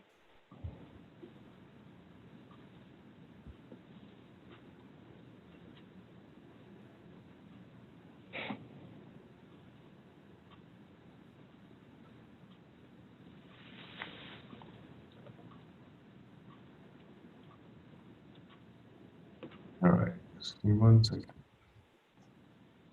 I believe I have it up now. 614 La Loma, 1 second. Okay. Let me resume share. It may be in Exhibit B where I do the property description and the aerial photo. That's not what I submitted. That will work. You can zoom in on that. We also prepare our own exhibits, so you can see the arrow pretty clearly. So, well, yes, I can see it. So thank you very much for zooming in there. So as you can see, the southwest corner of our lot is where our pool is, and 10 feet from our building, from our dwelling, puts you into the encroachment of the neighboring property over at 616 La Loma. So if we go 10 feet from the corner of our house, you're already encroaching into that 5 feet space. And if you think, well, what about the right side, or the north side of the pool? because it's the north side of the pool, The sun would kill you. you wouldn't, yeah, we have a patio, a table and umbrella there. You could and fry an egg on it. You can, it provides no shade, which is why we selected the area, which is to the, when you're looking at the pool from the property to the, yep, where you're at right there, to the left side there. And it looks rather big in your photo, but we only have 5. So when you go back to that other image where the footings are, that is right, that is, I believe it's 6 feet from the corner of the pool to the property wall. And that pool was there pre-existing. We did not put that pool in that way. 6 feet at its closest point. At its closest point, yes. Yes, at its closest point. And then to put the structure elsewhere, so say if we wanted to move it, we would be encroaching into 10 feet within the structure of the home. And 2, I don't believe we could even put it over a grill area.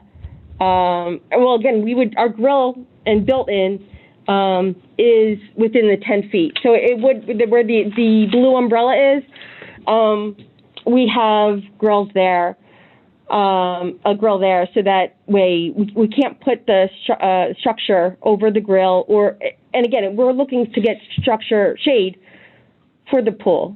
There's no place for me to watch my children observe them In close proximity inside the safety gate. Yeah, because we did put the safety gate up because we do have small children in there. So that was the first thing. With regards to the special circumstances, I would submit that the wall height is rather low, and that's where the city's actually slated to do the replacement there. You cannot see the structure from the street. So the only affected neighbor is the neighbor's 616. And we do have their blessing. If I'd have known that their support on this meeting, I would have had them call in from Alaska, because that's where they are right now. But they have given us their support and have no issues.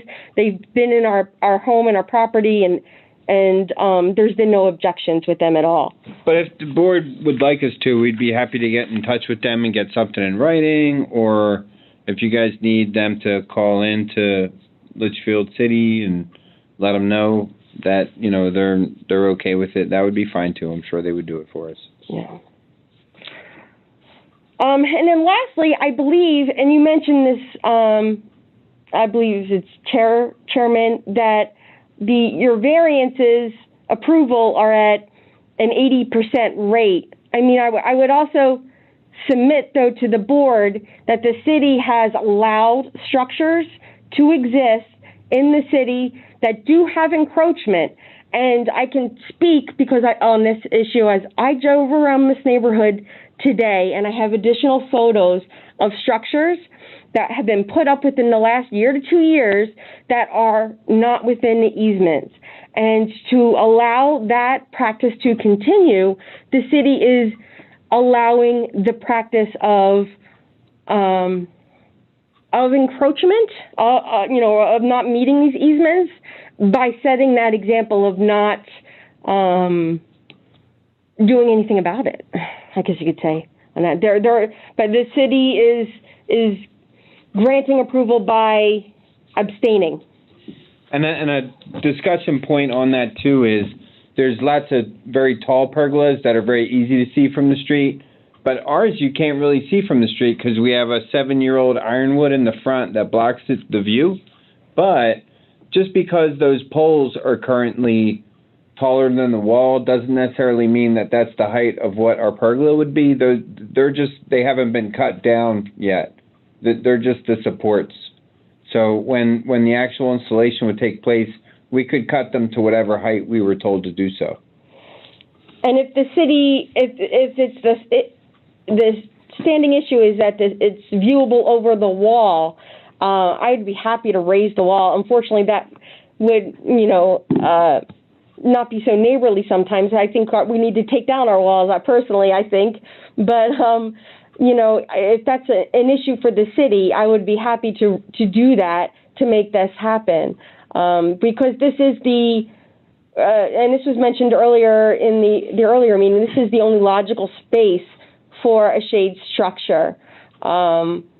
Because of the southwest direction of the facing of the pool and west by northwest. Yeah. So that's the setting sun. So the way that the shade is going, that I'm going to guess that's 2-ish. Yeah. My Boy Scout training coming out there a little bit, I guess. And then with regard to, I'm sorry, go ahead. Go ahead, Chairman.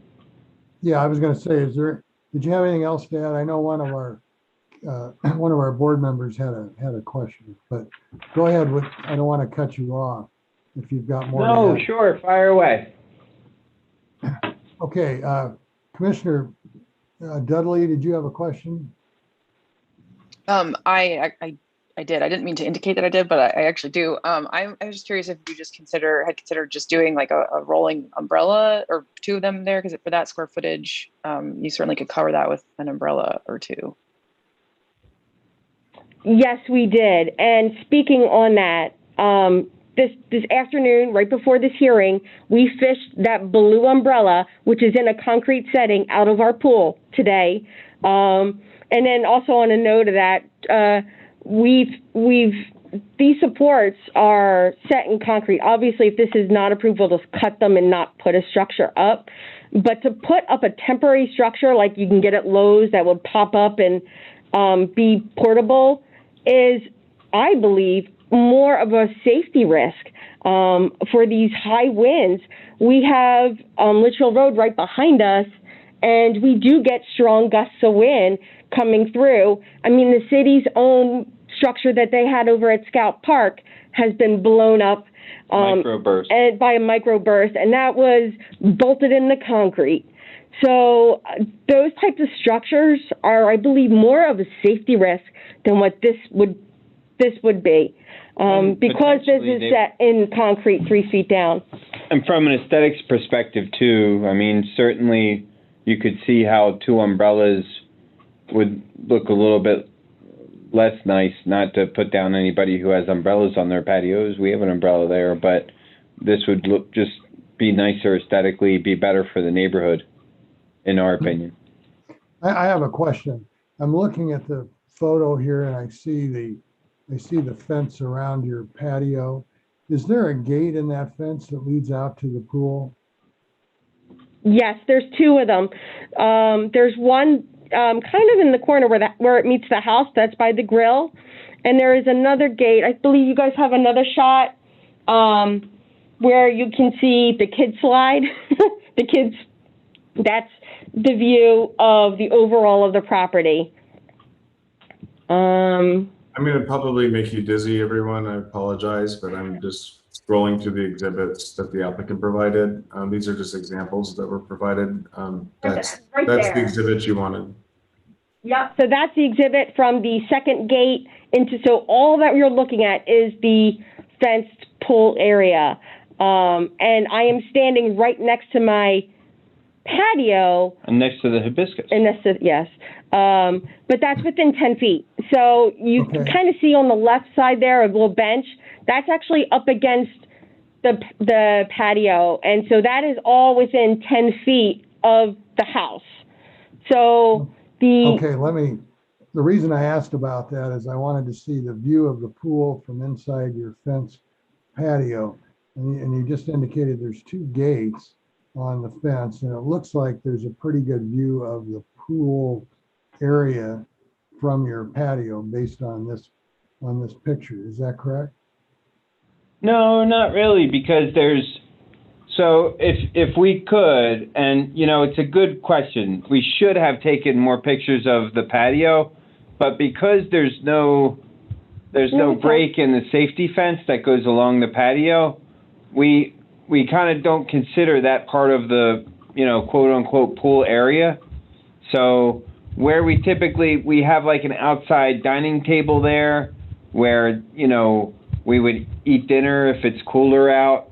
We have some furniture set up that doesn't really look towards the pool. It kind of faces itself. Well, So it's I mean, you're 15 feet off the pool when you're standing on the patio. You can see the pool if you're looking in that direction, but you're not a part of the pool area, if that makes sense. It's a separated area. Well, that's because it's not in the pool fence. Okay. Can we, you mentioned early in your presentation, I don't remember if you said it was Exhibit 1, but Jason, there's an exhibit that shows the brochure they were talking about. Can you bring that up? Sure. Let me scroll through. There's 25 pages here. Exhibit A. It will be the very first one. My apologies. Yep. For you. Don't get sick from this. I can rotate the page. Yeah, if you would rotate the page. Yes, I certainly can. Give me 1 second. There you go. So, okay, can you widen it out a little bit? Yeah, let me see what I can do with the page. I have a very large screen, so if I show you my whole screen, it'll make everything tiny. Can you see this all right?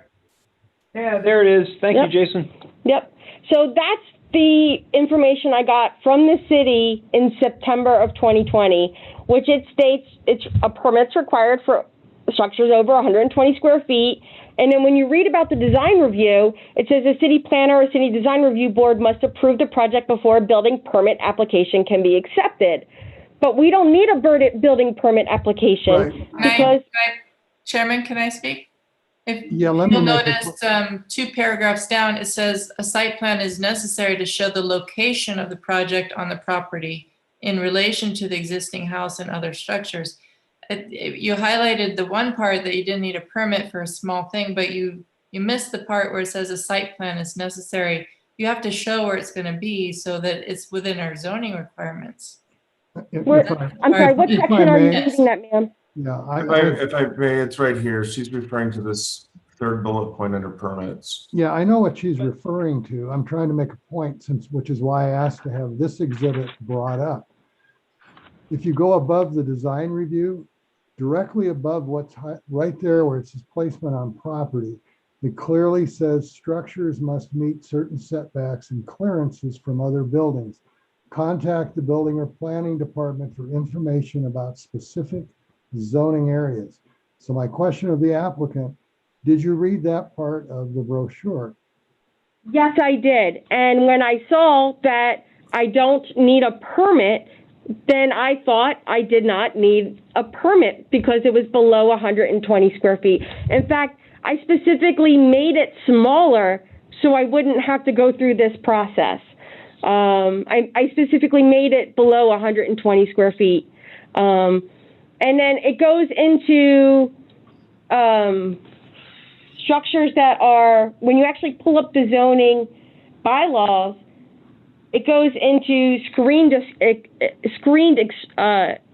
structures. Screened structures don't need to go through any of this process. And I was curious as to a screen, so I could fully screen this structure in, and then I would not need to go through any of this. It just seems, I'm sorry? That's not if I may, Chair, there's a definition of screened accessory structures in the code, and it explains that it has to be lower than the height of a masonry wall, and that it's not showing above the wall and you can't see it through the fence wall. So if I made my wall higher, then it may... fence walls are limited to a 6-foot height. But they're increasing our wall height. That's the city wall. Yeah, but the residential walls are only allowed to be 6 feet high. So I think the reason we brought up the permit part was because the way that this reads, and this might just be our interpretation, the way that this reads is all else that follows is dependent on 120 square foot structure. Now, what you're saying is we're wrong. Okay, then we're wrong. But the way that we interpreted this, and when we emailed the city originally, that was our takeaway. So just, being wrong, it's not the first time I've been wrong. I've been wrong.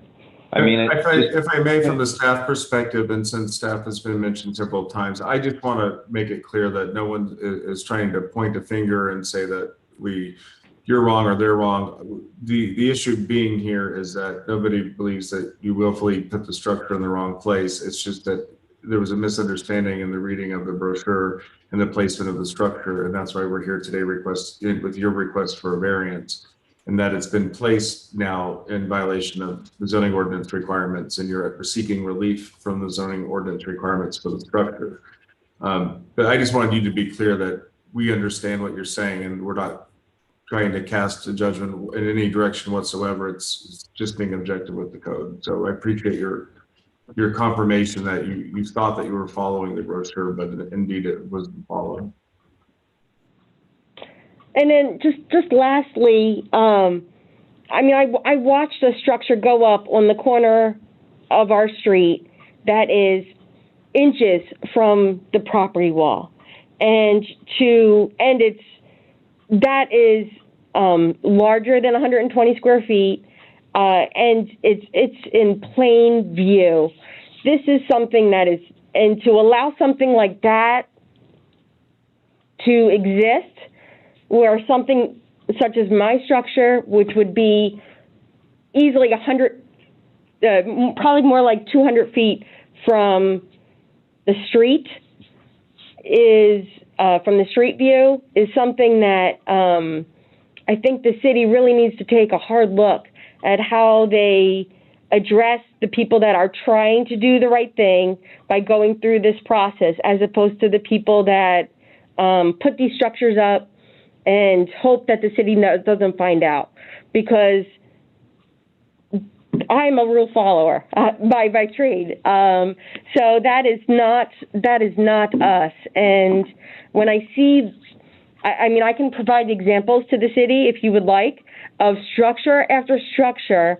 And I actually think I was in, some of them were in my, but I've got better examples today that I emailed Pam, structures that have been put up. Some are pergolas, some are more permanent structures that are clearly visible from the street and encroaching within the 5 feet easement of their neighboring properties. So to allow things like this to continue is something I think the board really needs to take a hard look at. If these requirements are so, you know, the board member mentioned earlier that 80% of these are approved in the past. Something to that effect? Yeah, no, I want to correct that. I wasn't talking about our code or anything else. What I said was the Arizona Department of Commerce, way back 15, 20 years ago, was doing a study, and they indicated that in sort of a statewide survey that many variances were granted that should not have been granted based on a strict interpretation of those four regulations. I made no comments regarding the Litchfield. The other thing about it is we can only deal with what's in front of us, which happens to be your application. If there are others out there that have been built without proper permits or whatever, then that's something that the staff and code people will have to look at. But for right now, we're dealing with yours, and like you indicated, if there's a bunch of those out there, the city needs to do something. So for right at this moment, what is in front of us is your application, and setbacks are not just for visual things. There's also setbacks generally, and there are safety things involving setbacks and other things. So you've got poles that are, you know, right there within whatever it is, 18 inches of that one wall. So regardless of what's going on in the back or elsewhere, what we're dealing with is that particular structure, and can a variance be granted on it, you know, or not. So anyway, go ahead. To that point, Mr. Chairman, maybe we should just go through the 4 questions. I would say that we've addressed the special circumstances in a few points. One, we back up to Litchfield Road, the highway that 18-wheelers go up and down. We couldn't really have anything right up against there by the way the pool is set there, and of course, just it being a very busy road, and in recognition of that, the city's actually improving that wall all the way down for all of the La Loma residents. Secondly, you guys saw how the sun tracked across our backyard, so it would infringe upon, you know, the enjoyment, and it just wouldn't be feasible. You could make a reasonable argument that because the way the sun tracks through the yard, it just wouldn't go anywhere else. Preservation and enjoyment of the property, it would give adults that place to sit next to the pool and watch the kiddos have fun in the pool. The authorization that you guys could potentially grant wouldn't infringe upon anybody else's property, because the only people next to us that would even know that it exists would be our neighbors, and they already said, yeah, go ahead. It's going to be great. Is there any of the 4 questions there that you guys think we should still discuss, or? Well, here, how about, why don't you tell me why your property is different than, say, your neighbors on either side of you? Want me to repeat? You want me to do that? Yeah, you can take that if you like. Okay. So our property is different. Let's go back to the image, the aerial image of, you'll see the property. We are the only ones that have, from on either side, a safety barrier around our pool. And that safety barrier is, you'll notice our pool is on the corner of our property. It is not, it's catty corner to it's in a smaller section of our property, of our lot. So the only place to put a shade structure would be in that area that is being proposed. The special circumstances is. Can I add to that? Yeah. So, what strikes me is what my wife is saying too is, and what you said, Mr. Chairman. If you look at the 2 neighbors' pools, they're dead center backyard, right? Ours is way offset to the side. And that creates kind of a difference in how you could plan out whatever's around it, for sure. Okay. Okay. Do you guys have any other comments, anything else you would like to add?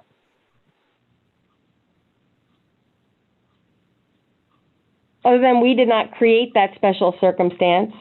And then when you talked about the wall height, that's something that the city's even addressing themselves. They're correcting that issue.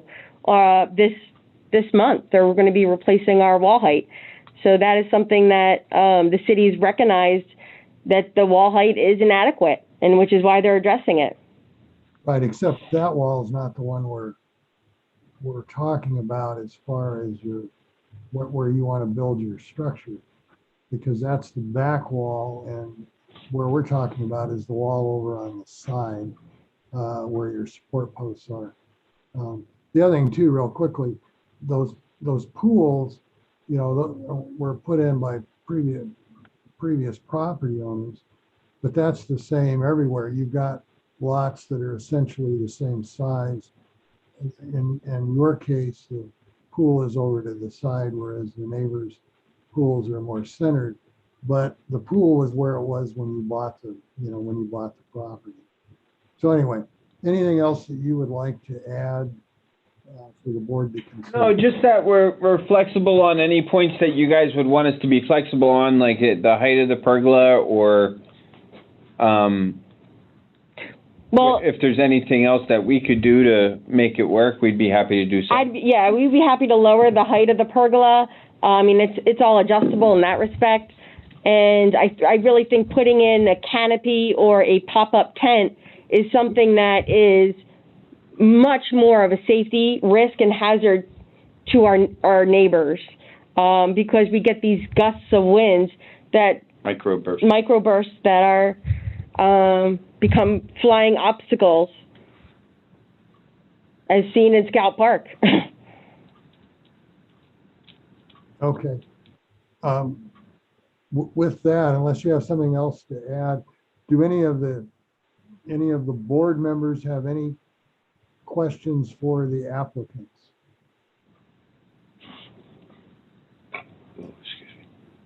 Okay, hearing none, then I might be appropriate at this point to close the public hearing and then move on to deliberation. So unless someone else has a question of anybody, is there a Actually, motion to close the public? Yes, Commissioner Douglas. I'm sorry. Yeah, I just was thinking, so I guess if they lowered the height to 6 feet, then it would be fully screened and we would not have to have this conversation, right? I'm not sure. Is that correct? Is that correct, Pam? Through the chair, oh, sorry, Pam, you're welcome to respond, or I can. That's correct. If the pergola is 6 feet tall, or I should say, if the pergola is screened by the adjacent screen wall that's 1 foot and 4 inches from it, then it doesn't, we wouldn't have a need of variance. It's because of the height over the wall where it requires the variance. I would like to add some backup information to that. The intention behind the 6 foot issue is that usually we're talking about like a tool shed or something that you can buy at the store that you can park up next to the wall that you can't see because it's only 5 or maybe 6 feet tall and it's screened by the wall. This is a pergola, it's over 6 feet tall, it's right on the property line, and that's why they need a variance.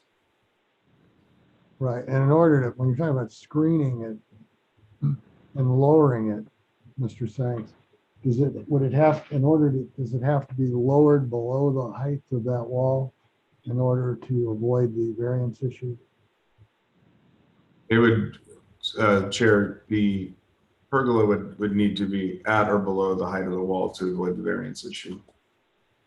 Okay, so it's got to be 6 feet or below in order to make that work. Otherwise, they would need a variance.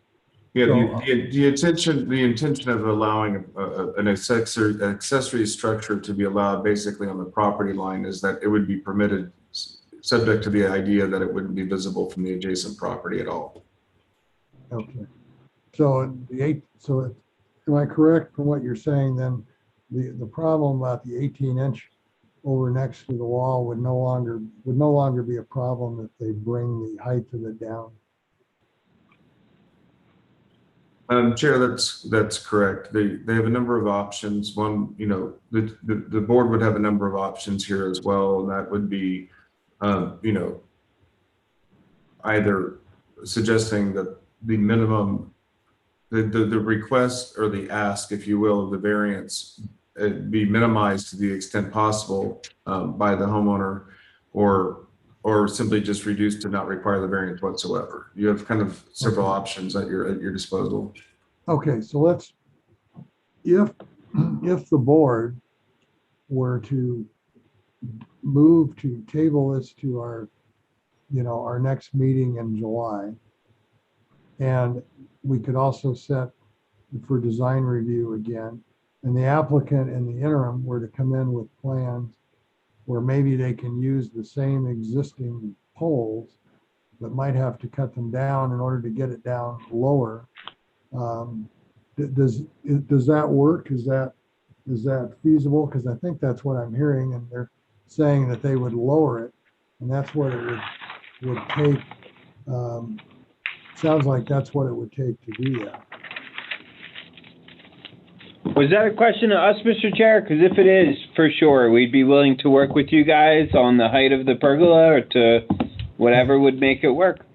Yeah, and I guess what I'm asking is for staff, if we were to do that, then setting it at the same time for design review of that, if they came in and it worked out with staff in the meantime, how they were going to lower it and what they were going to do, then at the next meeting, they would be back. They'd have their new design on whatever they're going to do to make it work, to get it down below the 6 foot.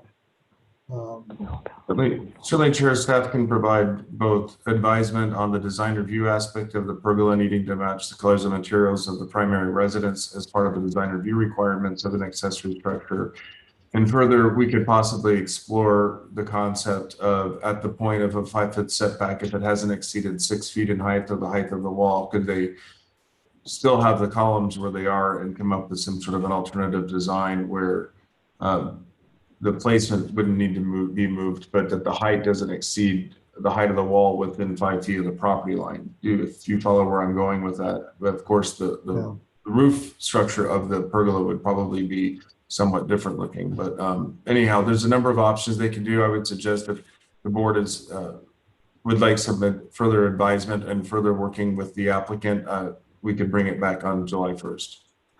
Okay. Would any of the board members, well, I'll put it this way, are any of the board members opposed to what I have suggested, since the applicant says they're willing to work with staff, and it sounds like there's a way to do this where they wouldn't need a variance? I'm not opposed. Pointing out that kind of the proximity so close with a permanent structure could be an issue. Some of the screened things that we're talking about are, like you said, a shed, but those are removable or easily moved. This is not so easily moved once it's installed.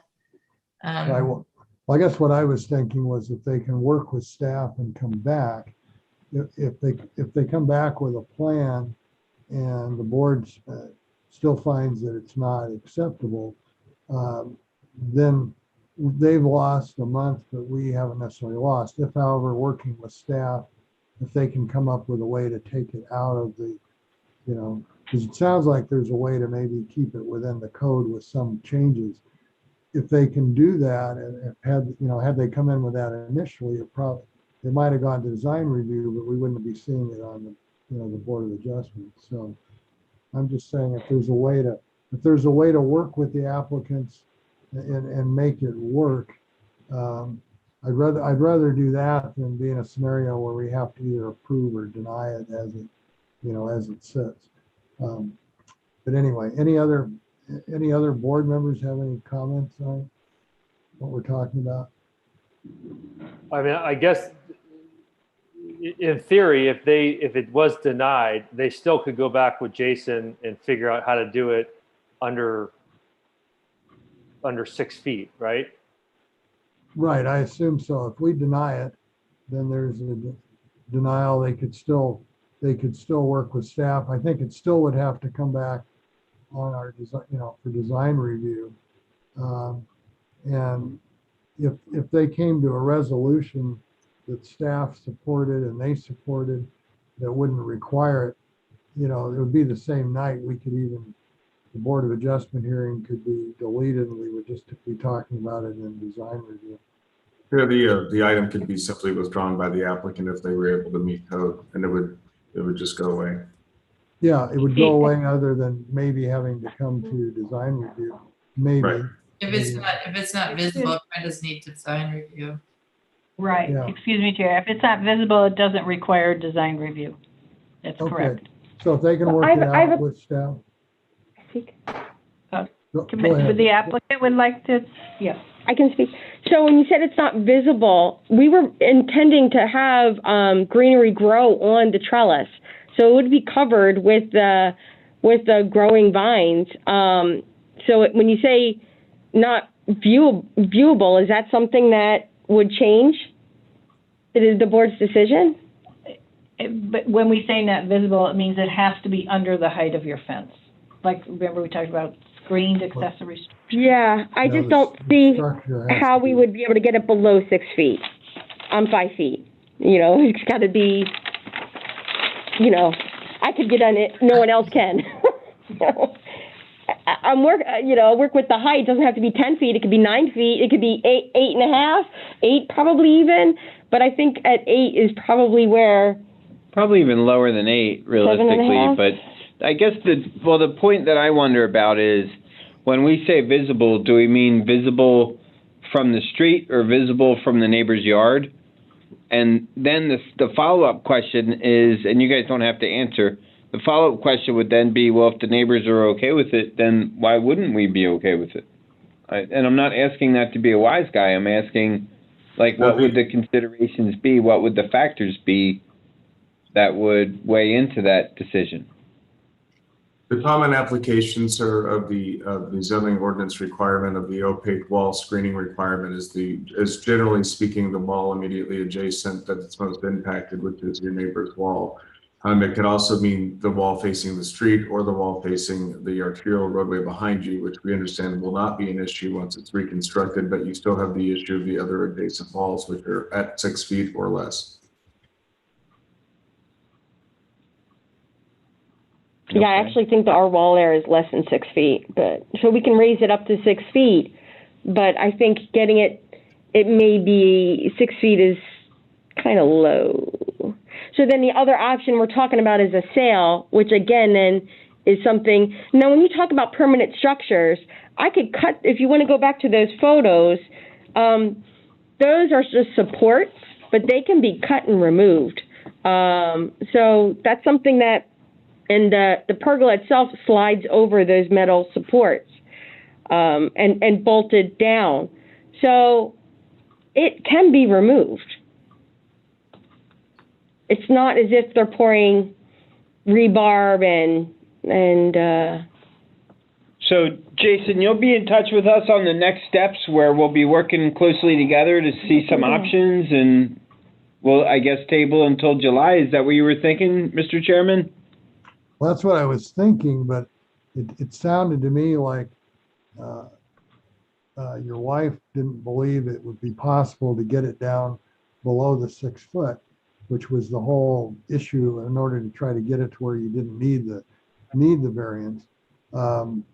But, and I think, I'm not sure if Mr. Sanks had any other ideas, or whether there would be a way to do something that would maybe be more apropos. I don't know. I was thinking in terms that if you get it down where it's below the 6 foot, where a variance is not needed, and it's below the wall, then you don't need design review either. And working with staff, you could maybe get that done. You still have the issue with there's still all the setback stuff too. So I don't know.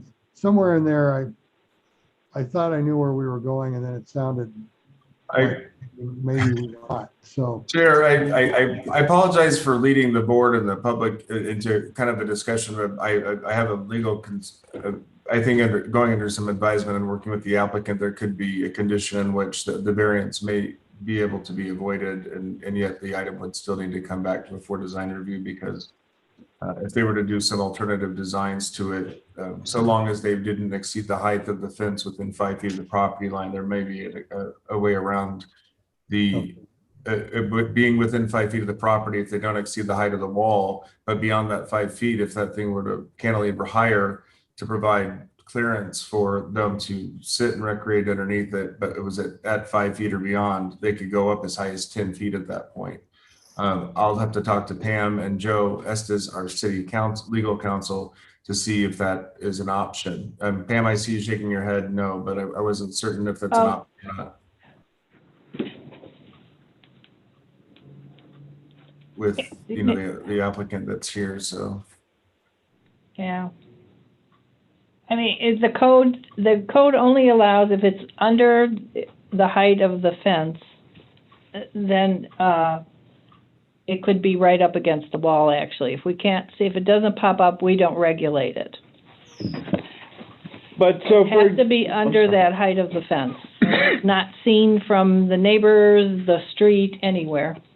So in theory, if the part of the pergola that was up against the fence were 6 feet, and then the part that was out a little bit, it's triangular shaped, and then the part that was out a little bit was 7 feet, you probably couldn't see it at all from the neighbor's property, right? Because that's more than your 5 feet. sight line would just see that post is more than 5 feet, though. We would hit. Right? I mean, we don't know until we kind of dig in, Jason, and go through some options. Chair, can I make a motion that we close the public hearing? Yes, let's do that, and then we'll just have actually, Pam, did I get lost in all this? Didn't we already do that or not? I don't think we did. Okay, I remember we were talking about. Yeah, let's close the public. Let's close the public. Well, in order to, the question is, are we gonna close it, or is there gonna be a motion to table and continue it to our next meeting, Brian? So that would be. I was going to make a motion. Go ahead and make your motion. My motion is based for the variance at 614 La Loma Avenue, based off of staff recommendations and the fact that we cannot meet the 4 guidelines, that we do not approve the variance. Okay, well, before we get to that, we do have to close the public hearing. Okay, So I thought I already moved to do that. So sorry. Yes, Well, I moved to close the public hearing. Okay, is there a second to that motion? I'll second.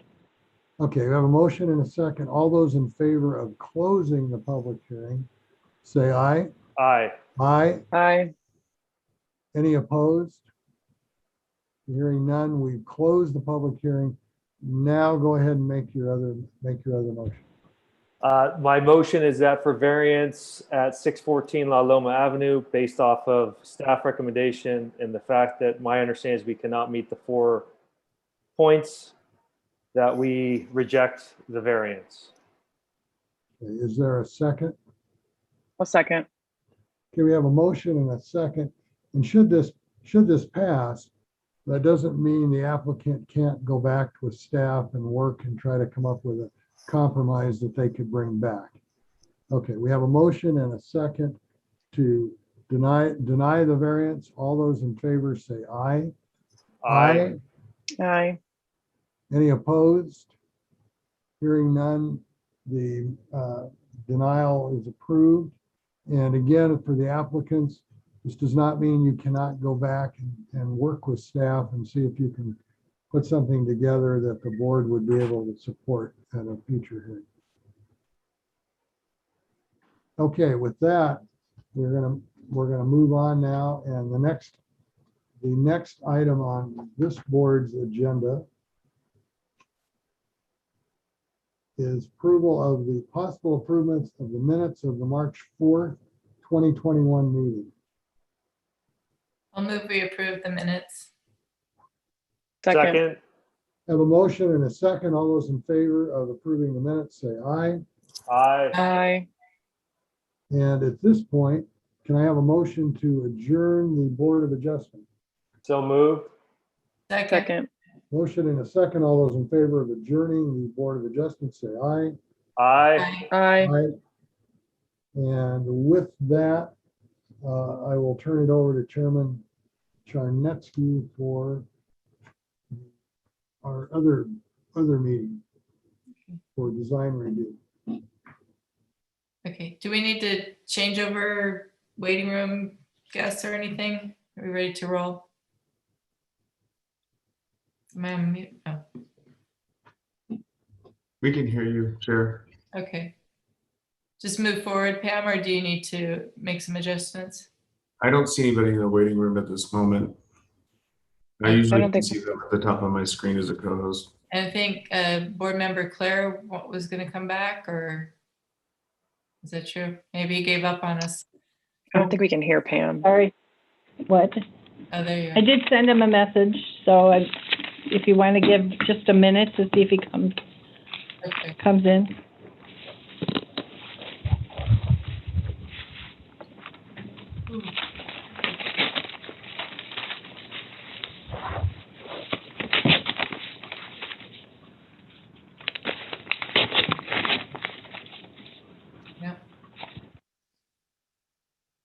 He's here.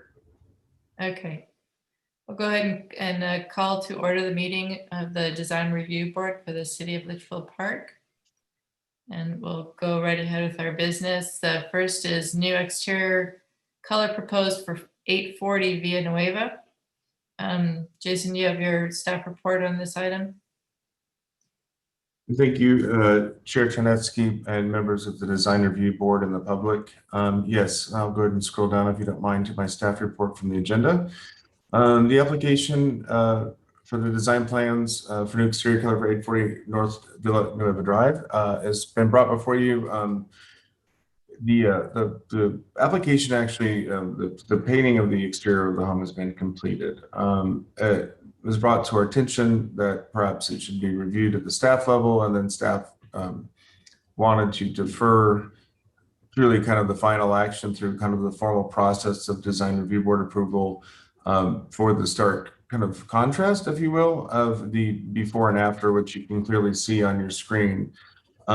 We've been talking more recently in prior applications about the concern of making sure that exterior remodels, paint colors, paint palettes, etc., stay consistent with the design review board approved color palette for the city of Litchfield Park.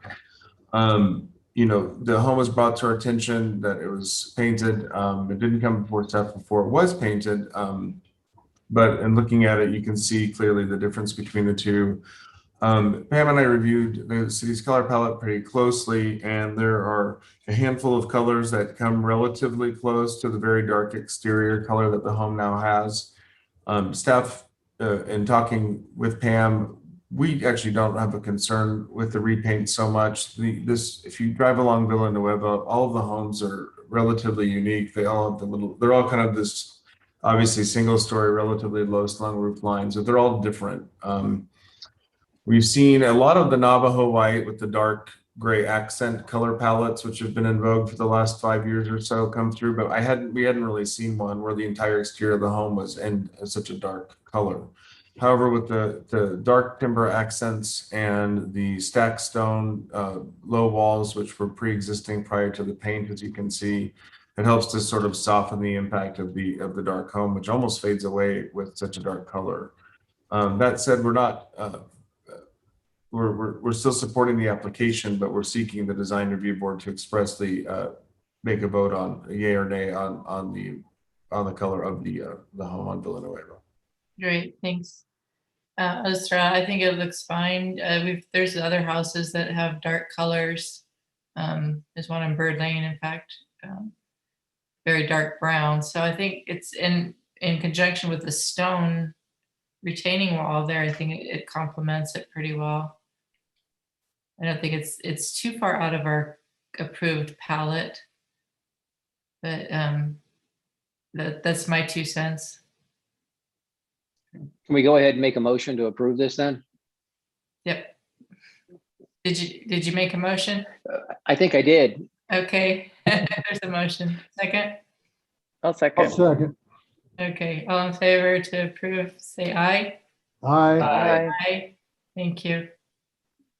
All right, the next item up then is 1138 North Oro Vista. Jason, you have your staff report for that?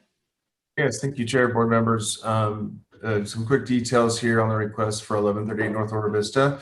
This is an attached garage addition or extension. It's on an existing residence. You can see at Google Street Viewed it at a bit of an angle, so you can really get a good kind of view of what the home looks like.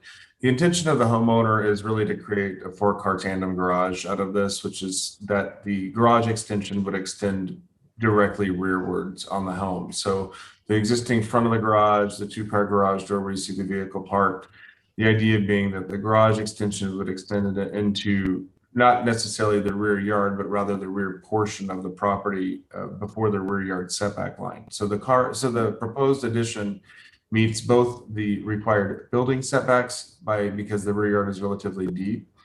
As well, the proposed lot coverage would be 25% with the 649 square foot addition, which is well under the 30% allowed in the R1 zoning district.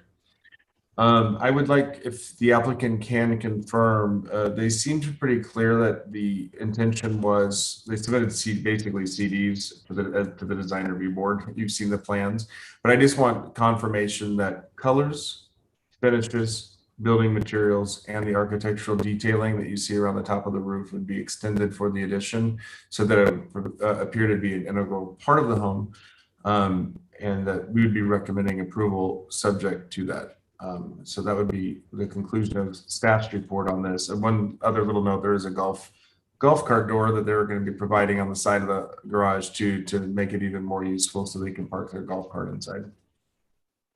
Thank you, Jason. Is the applicant present? I am present. Okay, so can you confirm that the materials and I guess the parapet treatment, everything's going to match the existing house? Everything's going to be the exact same color as is, same stucco, same color, the same bump out treatment across the top. We're raising that portion 16 inches just in case the owner wants to put solar panels up there in the future. They will be hidden from the street, but everything's the same color. Great, thank you. Any questions for staff or applicant? No? All right, would someone like to propose a motion? Sure. I motion that we approve the addition at 1138 North Ora Vista with the assumption all colors and finishes and building materials will match existing residents. Thank you. Do you have a second? I'll second. Thank you. All in favor, say aye. Aye. Aye. Aye. Any opposed? Okay, thank you. Thank you. And next, minutes for which date? Motion to approve minutes for scrolling, sorry. Okay. Muted. Oh, March 4th, 2021 meeting. All right, takes me forever to scroll. I move we approve the minutes of the March 4th, 2021 meeting. A second. Second. All in favor, say aye. Aye. Aye. Thank you. Staff report on current events, or we might want to postpone that to our next meeting. Is there anything that's urgent for us to hear? Nothing urgent, Chair and board members. We can defer to next meeting. Okay. Do any board members have anything they would like to state on current events? No. A motion to adjourn? Yep. So moved. Second. Thanks. All in favor, say aye. Aye. Aye. Thank you. Good night. Night. Thanks. Good night. Thank you, everyone. I know it's